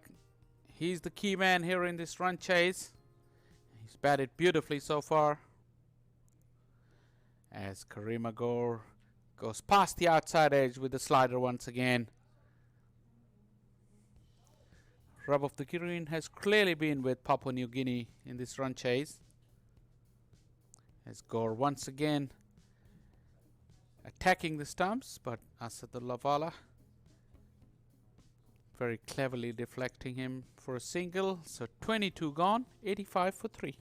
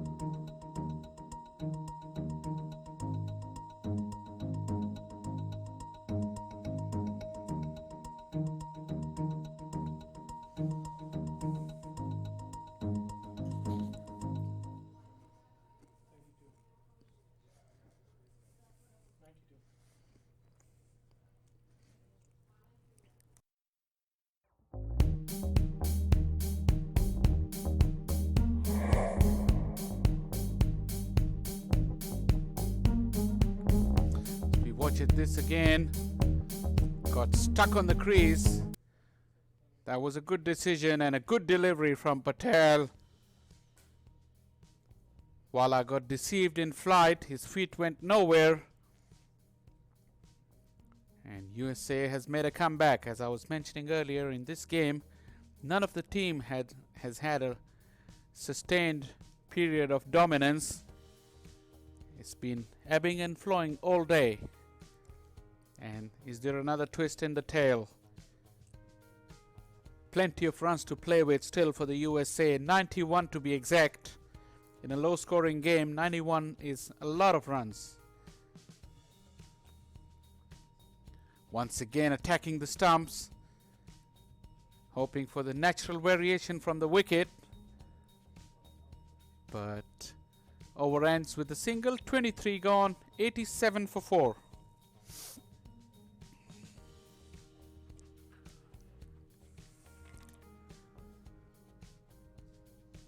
This broadcast is coming your way from Broward County Stadium in South Florida. And beautiful day here. We had a little interruptions with rain, but now we see plenty of blue in the sky with plenty of cloud cover as well. But the game is evenly poised and we got a contest on our hands. 88 for 4. Papua New Guinea needing another 90 runs with just 6 wickets in hands now, and USA with the power in their spin attack under these conditions could prove a handful. Gore from the north end. Now that Wala's gone, pressure is right back on Papua New Guinea, and Karima Gore, the most consistent of the US bowlers over the last 18 months.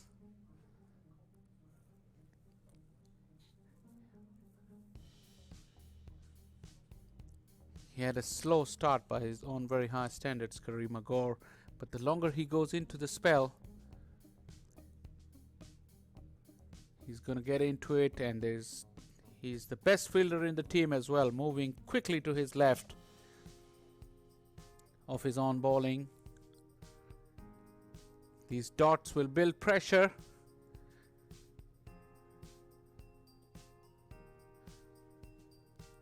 The slider. Once again, it's not very easy to start your innings on this pitch. We've seen all day that new batsmen coming in generally struggle in the first half of their innings. As good captaincy by Netra Walker, bringing the field in, not allowing easy singles. We got 4 fielders in the ring on the offside. As Gore finishes off with another dot. That's a maiden. 88 for 4 after 24 overs. 90 more runs needed.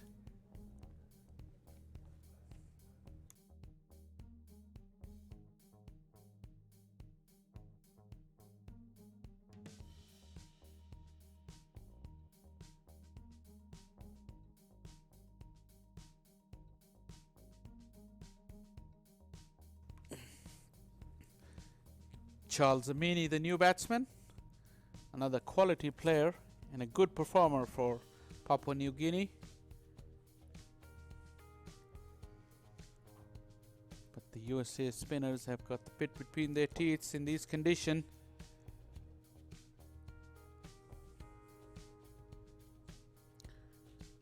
Ball is not coming on to the bat. It's sticking in the pitch. Turning, albeit very slow, but not very conducive for stroke play. Beats the outside edge once again.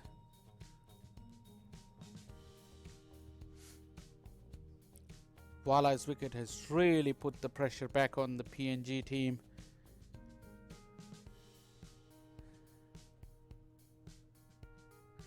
Beats the outside edge once again. Terrific delivery from Patel. Little bit of drift, little bit of turn. It's a huge test now. Doriga, who's been in for a while, looked comfortable when the skipper was around as he skips down the wicket to Patel, but Patel cleverly pulling the length back. It's a good contest here on between Duriga and Patel. As I said, Duriga looked pretty confident when the skipper was around, but the picture has changed since.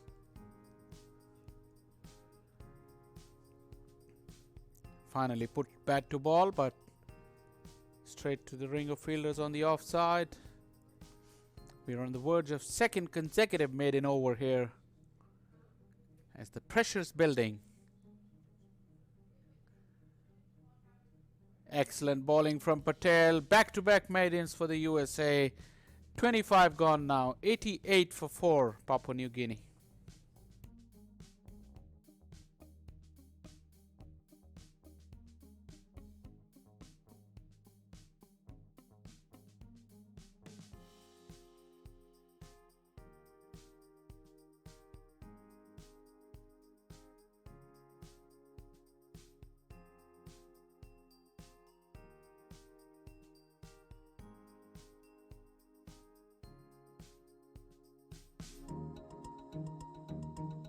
Batting card for Papua New Guinea. Same story as USA. Starts and then getting out as he's bowled round his legs down. Went for the sweep, down on one knee. But Karima Gaur has found a gap and hit the stumps. Half the side is gone for Papua New Guinea. And this game is turning on its head in front of our very own eyes.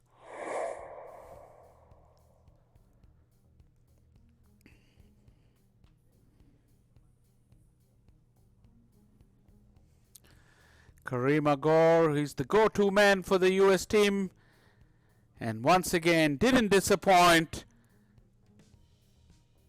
Another wicket has fallen down. As I said, half the side is gone at almost half the amount of runs on the board after half the overs, so pretty much even, you could say, at this stage. 25 overs gone. 88 for 5. Can't have a close enough contest than that. So USA making a strong comeback with a couple of quick wickets.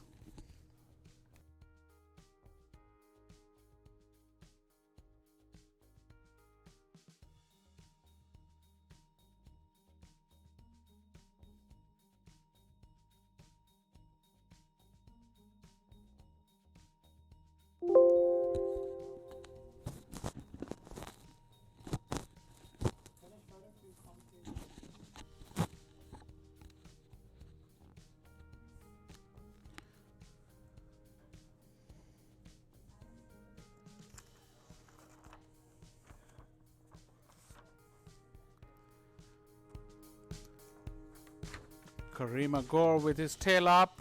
First wicket of the day for him. You can see the spring in his stride. USA, at the time when Vala was batting with Duriga, looking a bit flat, but 2 wickets has brought them right back in the game. In fact, with Vala gone, make them slight favourites at this stage.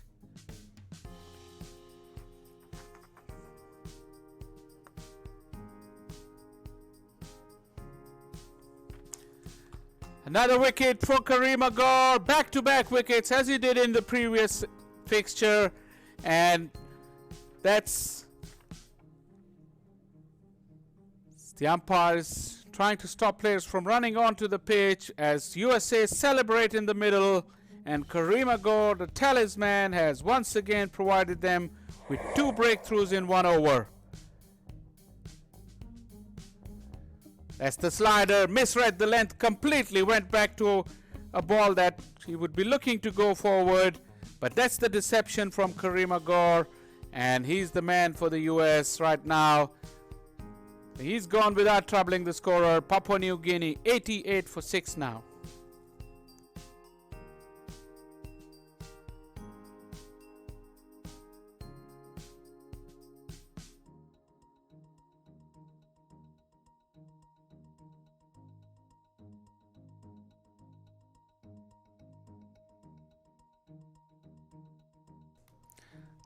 The chase is capitulating very, very quickly.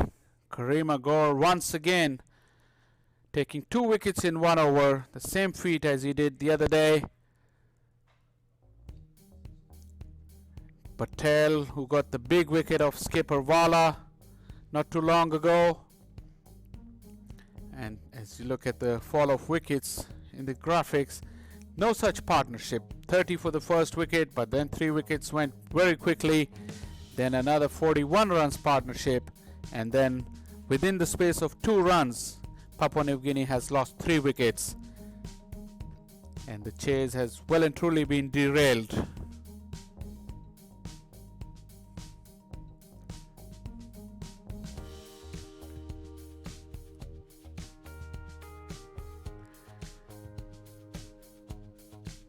Karima Gore zeroing in on the stumps, looking to either hit the pads or the stump.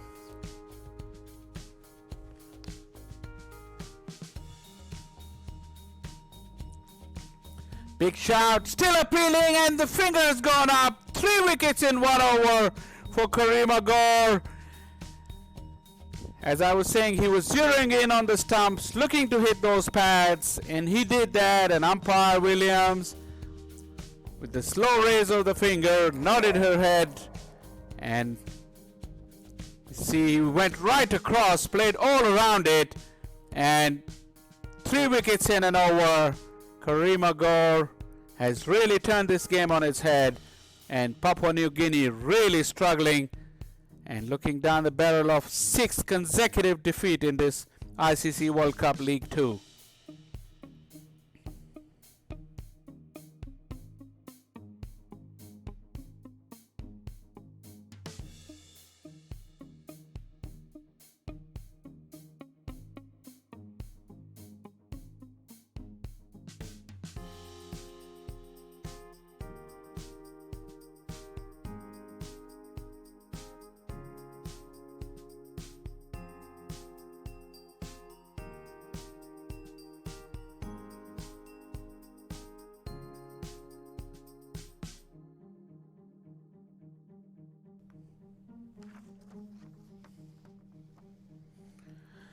Norman Vanuva is the new batsman.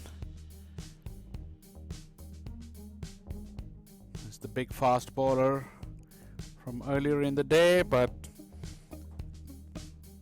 his expertise are required with the bat right now, and badly, because 88 for 7 represents that Papua New Guinea has to go a long, long way to retrieve that situation. Kipling Doriga has stood and watched 4 wickets go down as another splendid save in the field. I think it's Stephen Taylor who's been outstanding in the field once again.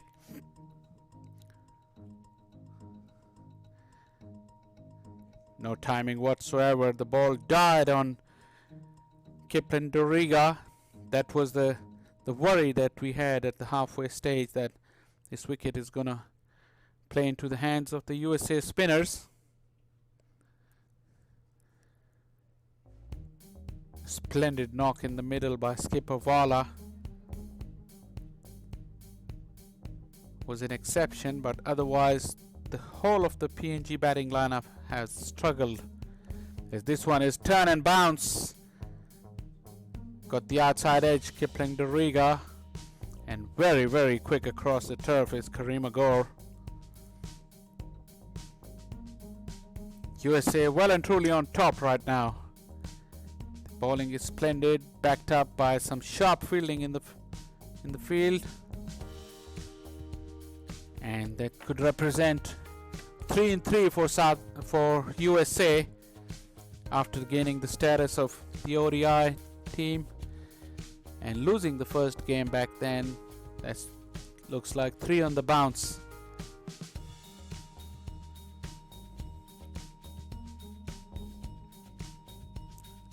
Bowling with 2 slips now, Patel. As I said, the first ever historical Tri-Series here at Broward County Stadium in Lauderhill, South Florida.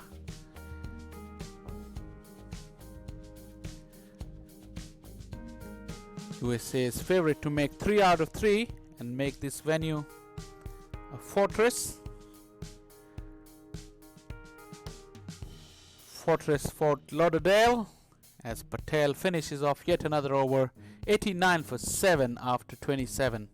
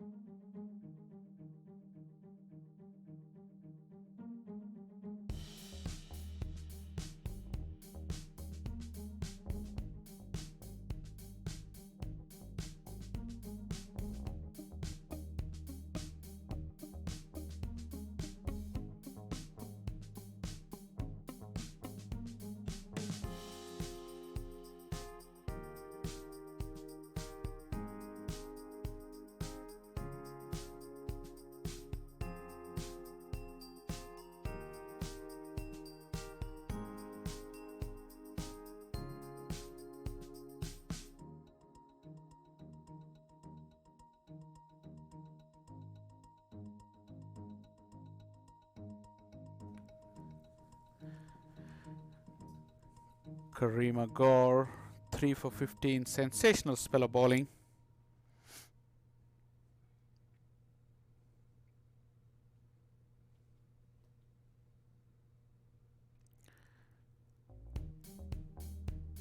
He's causing havoc to those late middle order batsmen with his pace. He's zeroing in on the stumps, looking to hit those pads, and then mixing it up with the slower flighty deliveries. A little bit too much for these late order batsmen.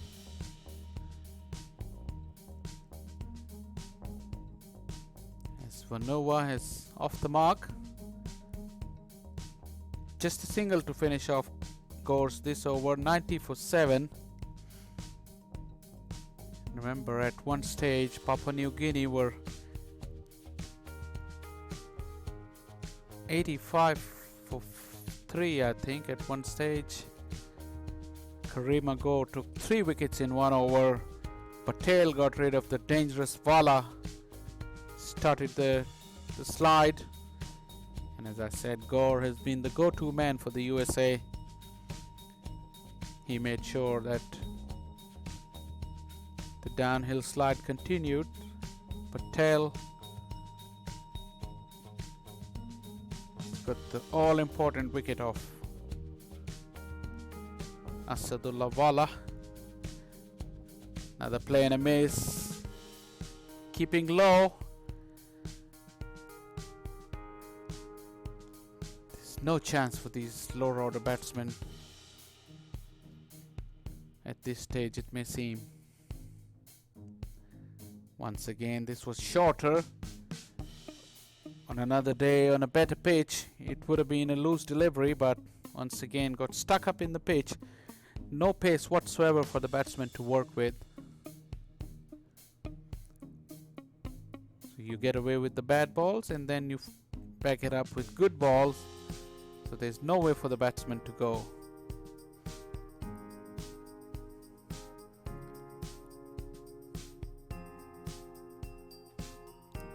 Unless he decides to take charge, which he tried to do, and he's gone! Stumped by Malhotra. Superb piece of bowling from Patel, once again beaten him in flight, and Doriga, who was frustrated, he couldn't get the ball off the square, decided to run at him and was left high and dry. Superb work from Malhotra, and USA on top.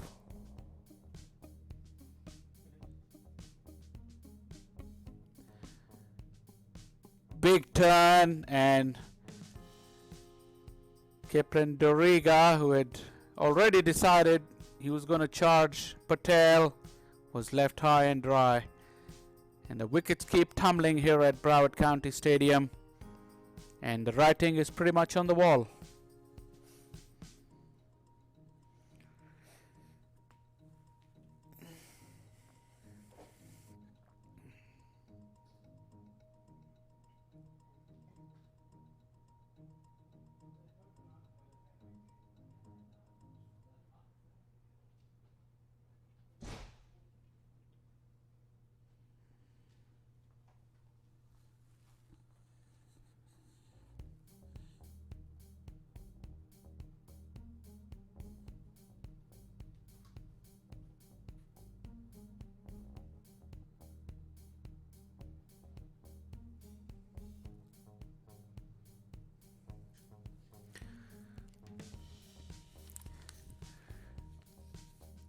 Complete demolition act by the USA spinners, particularly in the last 20 minutes.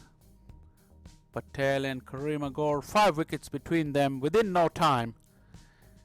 It's really disrupted this run chase, and now it seems it's just a matter of time before USA will wrap up the 3rd consecutive victory of this ICC World Cricket League 2.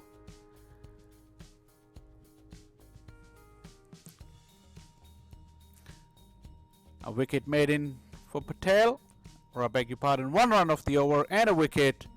29 gone, 91 for 8, 87 more runs needed, which is very improbable, and that takes us back to the USA innings, where at one stage they were 98 for 7, but they had the advantage of a middle order batsman, recognized batsman in Monarch Patel, who was in the middle, and he found able support from Elmore Hutchinson's big hitting. That 50 runs partnership has really come handy, and the end result of the game, it would be a very, very important passage.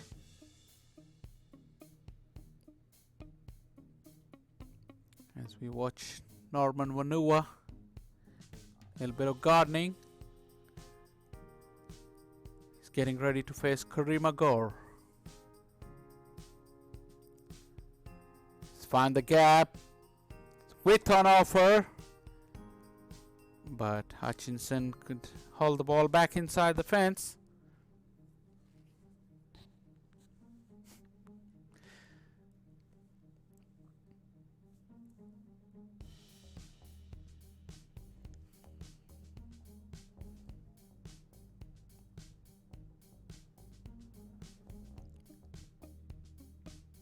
Rare full toss from Karimagor.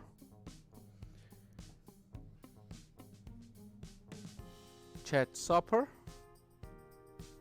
is batting on 3. Once again looking to force the ball off the square. This has been a really hard shot throughout the day, even when bowlers have struggled and strayed in their length. The batsmen haven't been able to capitalize because of the lack of pace in the pitch. As a result, the bowlers have dominated all day for most part. As this one, straight to Hutchinson once again. Good effort from the big man. He's a long way down for him. He got down quickly in time. Now he's been asked to go back to the sweeper cover. A slider into the right-hander from Karimagor, but Chad got the bat down in time. USA is rattling along through the overs as well. 30 gone now, 93 for 8.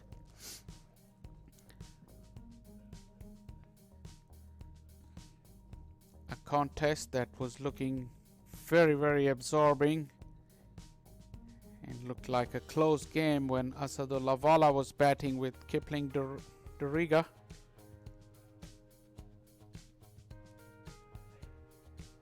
Vala took on the spinners on a few occasions, deposited them for big slog sweeps, and in between rotation of strike was good.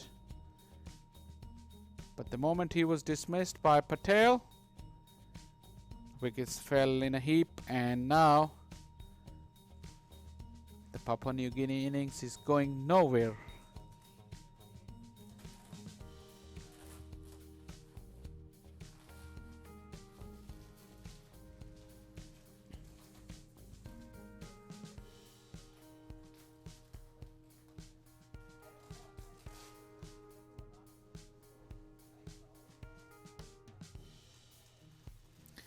This one went almost along the ground. No bounce whatsoever. I think the curator's job is cut out here because the games are coming thick and fast. We have another game coming up tomorrow before we have a day's break and return for a back-to-back fixtures between Namibia and Papua New Guinea on Sunday and Monday. 3 more games coming your way in the next 4 days.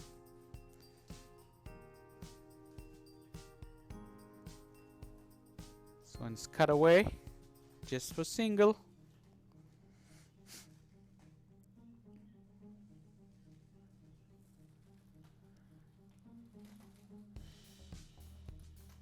The Associates Countries cricket is known for its surprises.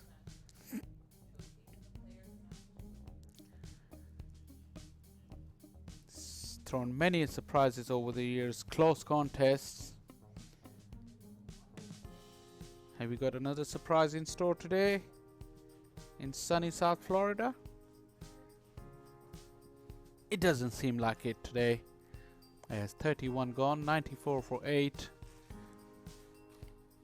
Purely because the conditions are so difficult for batting, even at the best of the top order batsmen struggled.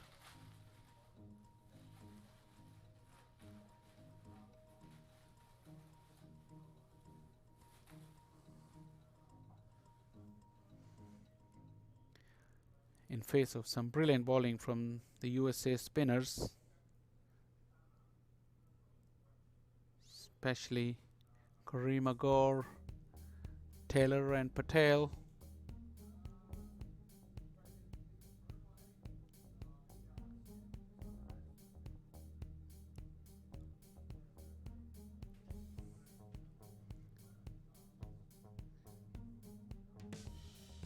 Chad Sopper once again beaten by Karima Gore.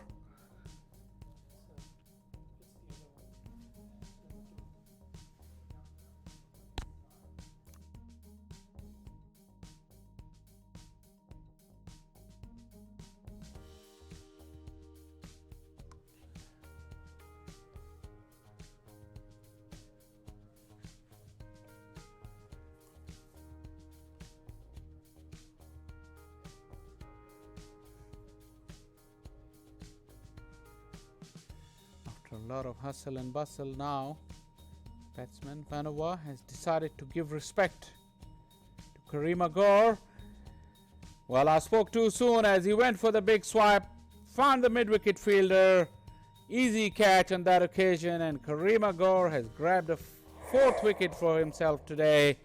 Goes one better from the other day, and this is yet another breakthrough as 9 wickets are down now. Captain Swarab Netravalkar took the catch.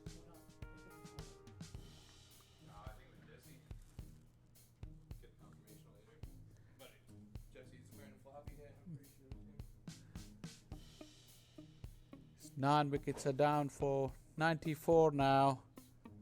It's the USA team in the huddle.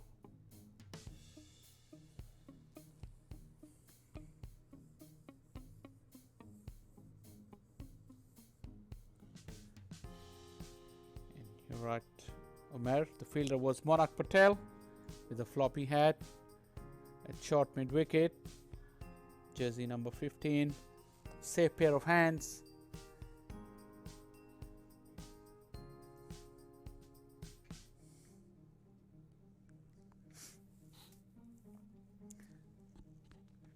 Karima Gore on the verge of a 5-wicket haul here, bowling with 2 slips now with number 11.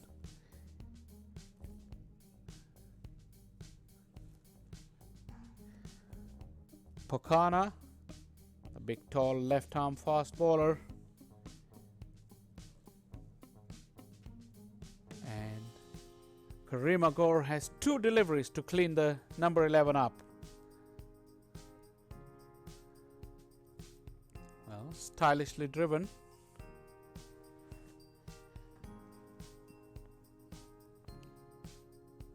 Didn't give us a hint at all of it being a number 11, Pokana. Solid in defense to see off Karima Gore's this over. Another successful one for him. A wicket made in and 94 for 9 after 32 overs.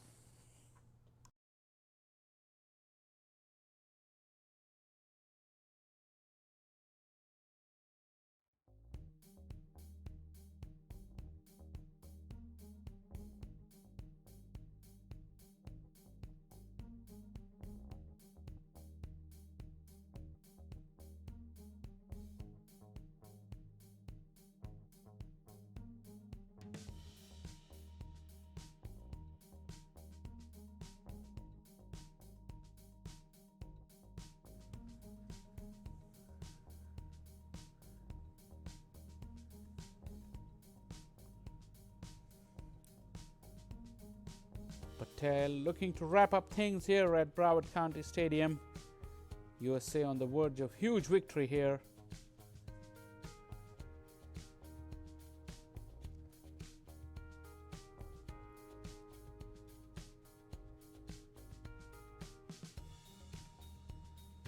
Chad Soper on strike, 2 slips. Big swipe across the line.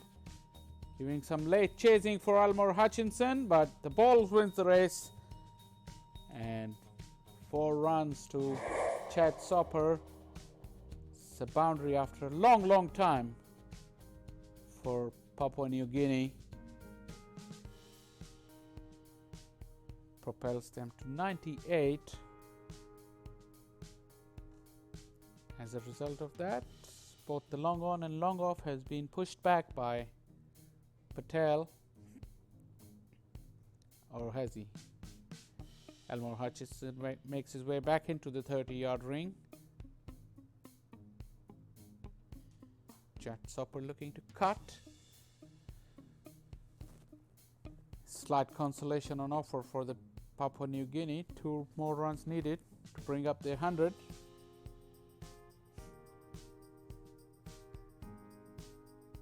Hutchinson. Chad Soper made it comfortably in the end. Patel has 1 delivery left at the number 11. 99 for 9, Papua New Guinea.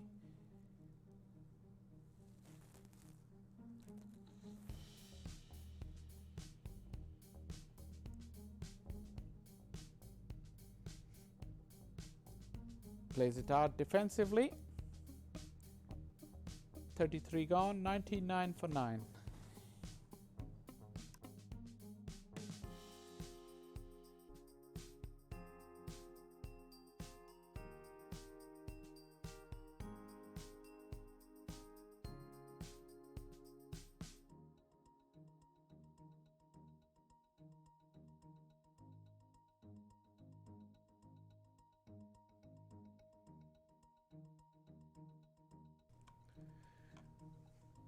Karima Gore once again has a chance to pick up a 5-wicket haul.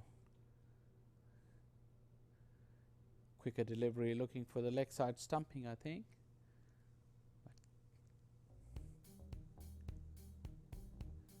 There's an air of inevitability in the proceedings here.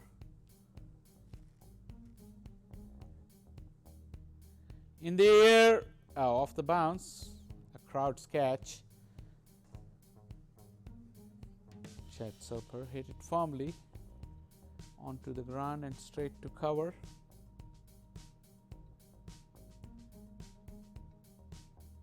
Once again, Karima Gore looking to york him. Quick slider. Once again, looking for those stumps. Karima Gore.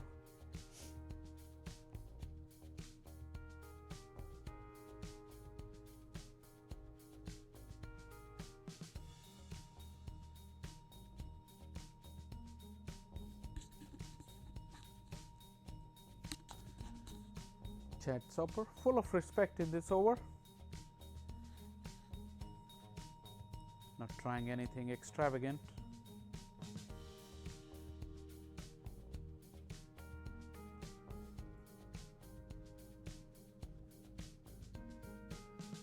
Slight fumble. Aaron Jones over there. And that single brings about the 100 for Papua New Guinea in the 34th over. 100 for 9 in 34 overs. Another 78 runs needed with last man standing. Broward County Stadium is looking an absolute picture right now in the evening sunshine. It's been glorious weather all day. Broken clouds in the sky. It's a very, very pretty picture. We had interruptions for rain, but we didn't lose any overs as a result. So we had a full game, and a game that was dominated by the bowlers.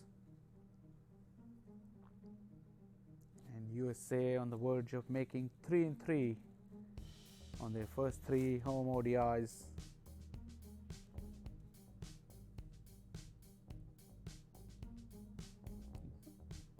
Timil Patel been brought back into the attack, this time from the pavilion end.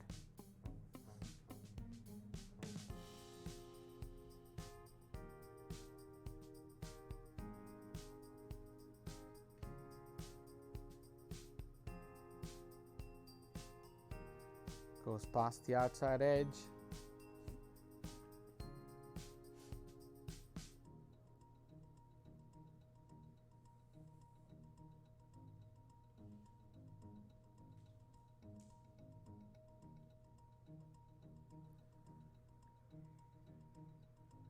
Good stroke from Chad Soper for a single.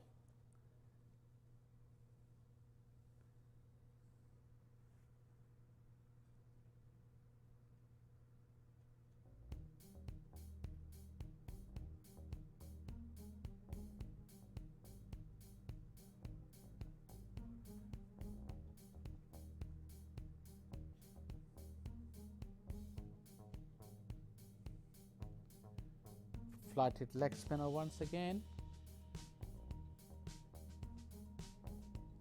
Number 11, Pakana, is making sure to keep the USA team on the field for as long as he can. Doing his best.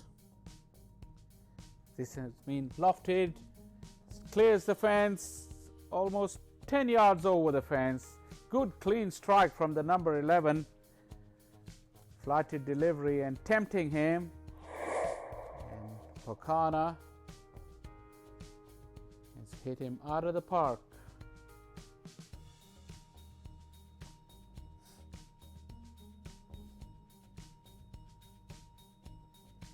Another teaser from him, from Timil Patel, tempting him once again. Pakana, like Hutchinson, is also a tall man with long levers. Remember earlier in the day, Hutchinson hit exactly similar type of stroke in the same direction for 6 runs. 107 for 9 with 71 required in the 15 overs. By no means would be a daunting task if PNG had wickets in hand. Not to be on that occasion, the top order and lower middle order, they've let him down. The batsman who got the start couldn't finish the job.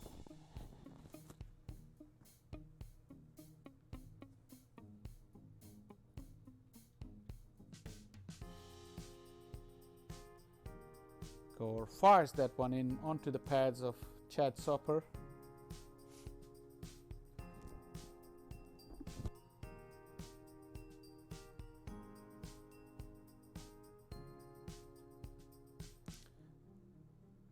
Stump loop here, full toss.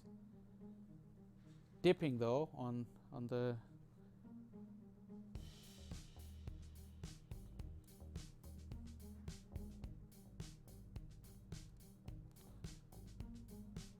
Magor, after trying his faster deliveries, has come back to try and flighting the ball and tempting Chad Soper into an indiscriminate shot, but Chad Soper has been disciplined. 108 now, another 70 needed.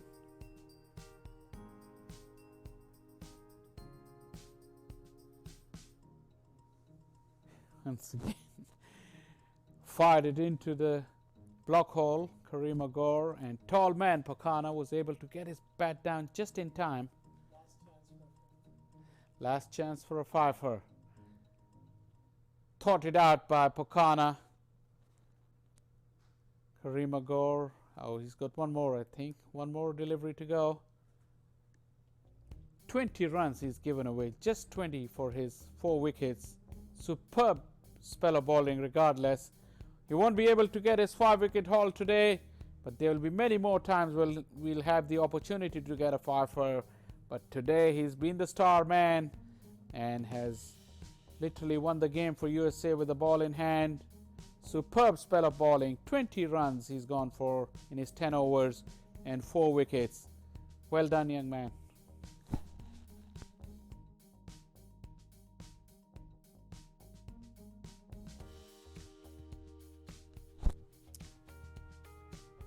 $108 for 9.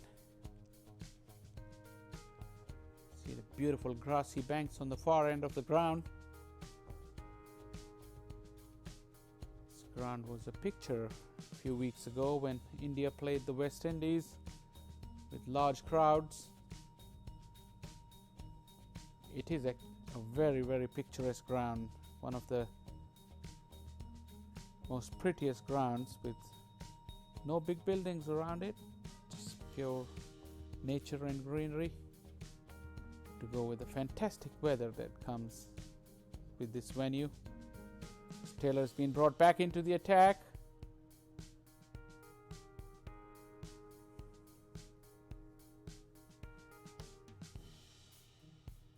When Taylor gets the ball to turn, then you know that there's something in the wicket. He's been punched through the offside just for a single. Number 10 and 11 putting up a brave fight.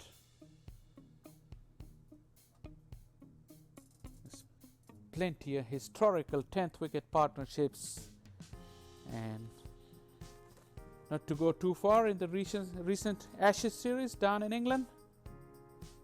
Ben Stokes and Jack Leach, they got 73 for the last wicket to win the test match for England. Can the pair of Papua New Guinea do the same?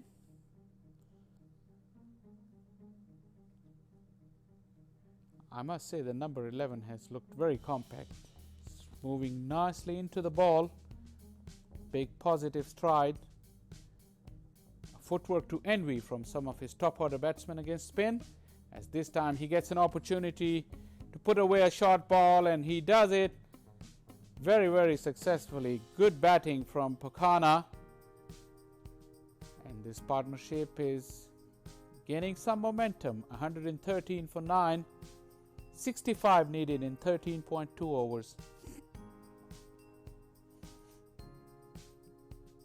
As I said, Pokana was very, very impressive on the front foot. This time he got the opportunity to get onto the back foot and put the loose ball away from Taylor. This time getting a bit too ambitious now. That's the problem with the tail-enders. After a boundary or two, they think that they can do anything and everything.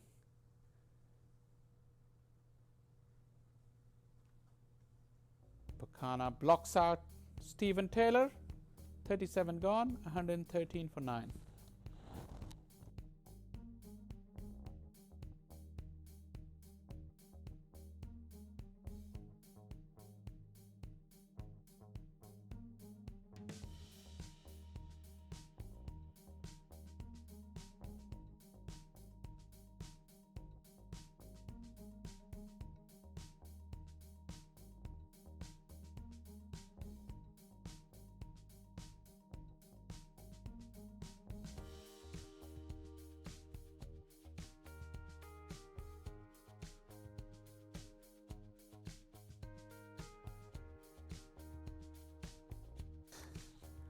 tail has been brought back from the northern end now. Pakana moves into the double figures. He's on 10. Chad Soper is batting on 13. As I said, showing the way to their top order batsmen. If you're prepared to take your time, fight for your team, you can achieve something, as this one goes under the bat.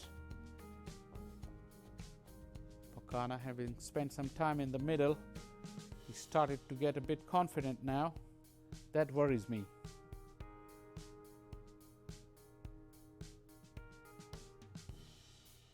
Well, impressive to say the least from the number 11. All along the ground, conventional cricket, risk-free cricket. And look at the score. 115 now for 9.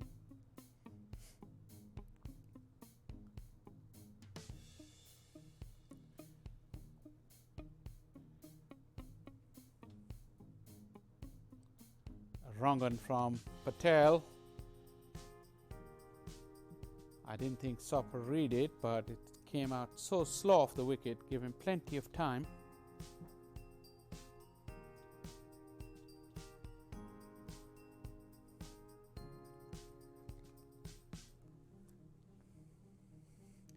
The required run rate of 5.18 runs per over for the remaining 63 runs. Soper looking to play it late, find the gap, but fails to do so. So another over from Patel has ended, 38 gone, 12 overs to go, 63 more runs needed. And as I said, wickets in hand, you would have thought that it would be well within reach.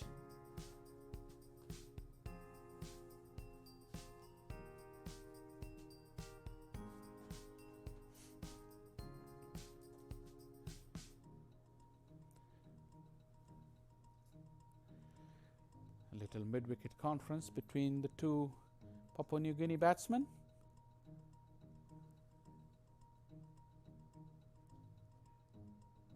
As Taylor has cleaned him up, and that's victory for the USA. 3-3 at Fortress Fort Lauderdale, and Taylor has provided the final punch, and USA has won this game by 62 runs. A courageous partnership for the 10th wicket between Pakana and Chad Soper has come to the end, but Taylor got his second wicket. And the teams are shaking hands. We watch the final act of the game once again as Pakana got a bit ambitious. Classical off-spinners dismissals got bowled through the gate as Taylor went to win celebration, and so did the United States cricket team. So in this World Cricket League 2, USA has now won 3 out of 3 games as they walk off the field a very happy team.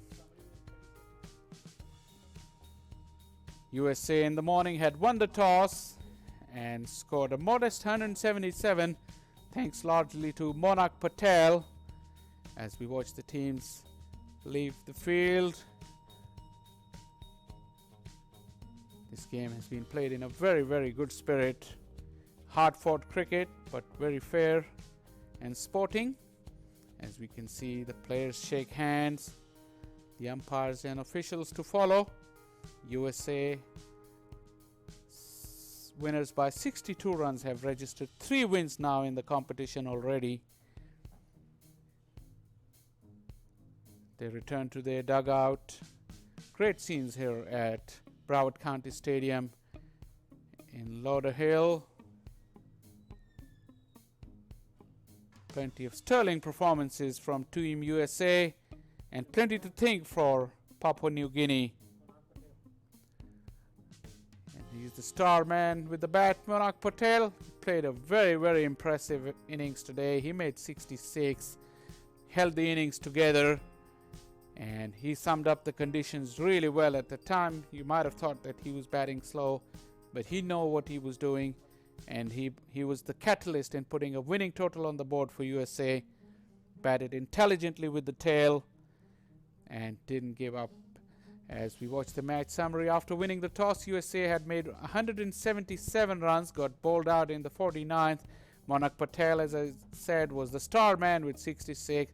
Hutchinson wielded the willow quite effectively. Marshall once again got a start but couldn't capitalize. The bowling was impressive. Keela with 3 wickets. Bokana also got 3 wickets. And Sayaka got 2 wickets. Bowled wonderful spell of leg spin bowling. In the chase at one stage when Vala was at the crease, he looked like controlling things, but as soon as he got out for 39, the chase went downhill from there. Karima Gaur was the star man with 4 for 20. Niraj Patel got 2 wickets, and Taylor also helped himself to 2 wickets, following up with his 4 wickets the other day. So USA winners by 62 runs. And with this note, tomorrow we got another game coming up. With USA will be playing Namibia. As we watch the table, USA sits pretty on the top, 3 out of 3 at Fort Lauderdale. Both the teams are yet to get on the board. Tomorrow, Namibia will be the team for USA to take on. And with this note, we'll be right back with you tomorrow for the live coverage of this ICC World Cup League 2. We will be on air at 9:45 before the start of the first ball. And for tonight, I hope you enjoyed our coverage, and we thank you very much for being with us, and we hope to see your company tomorrow. Until that time, we say goodbye from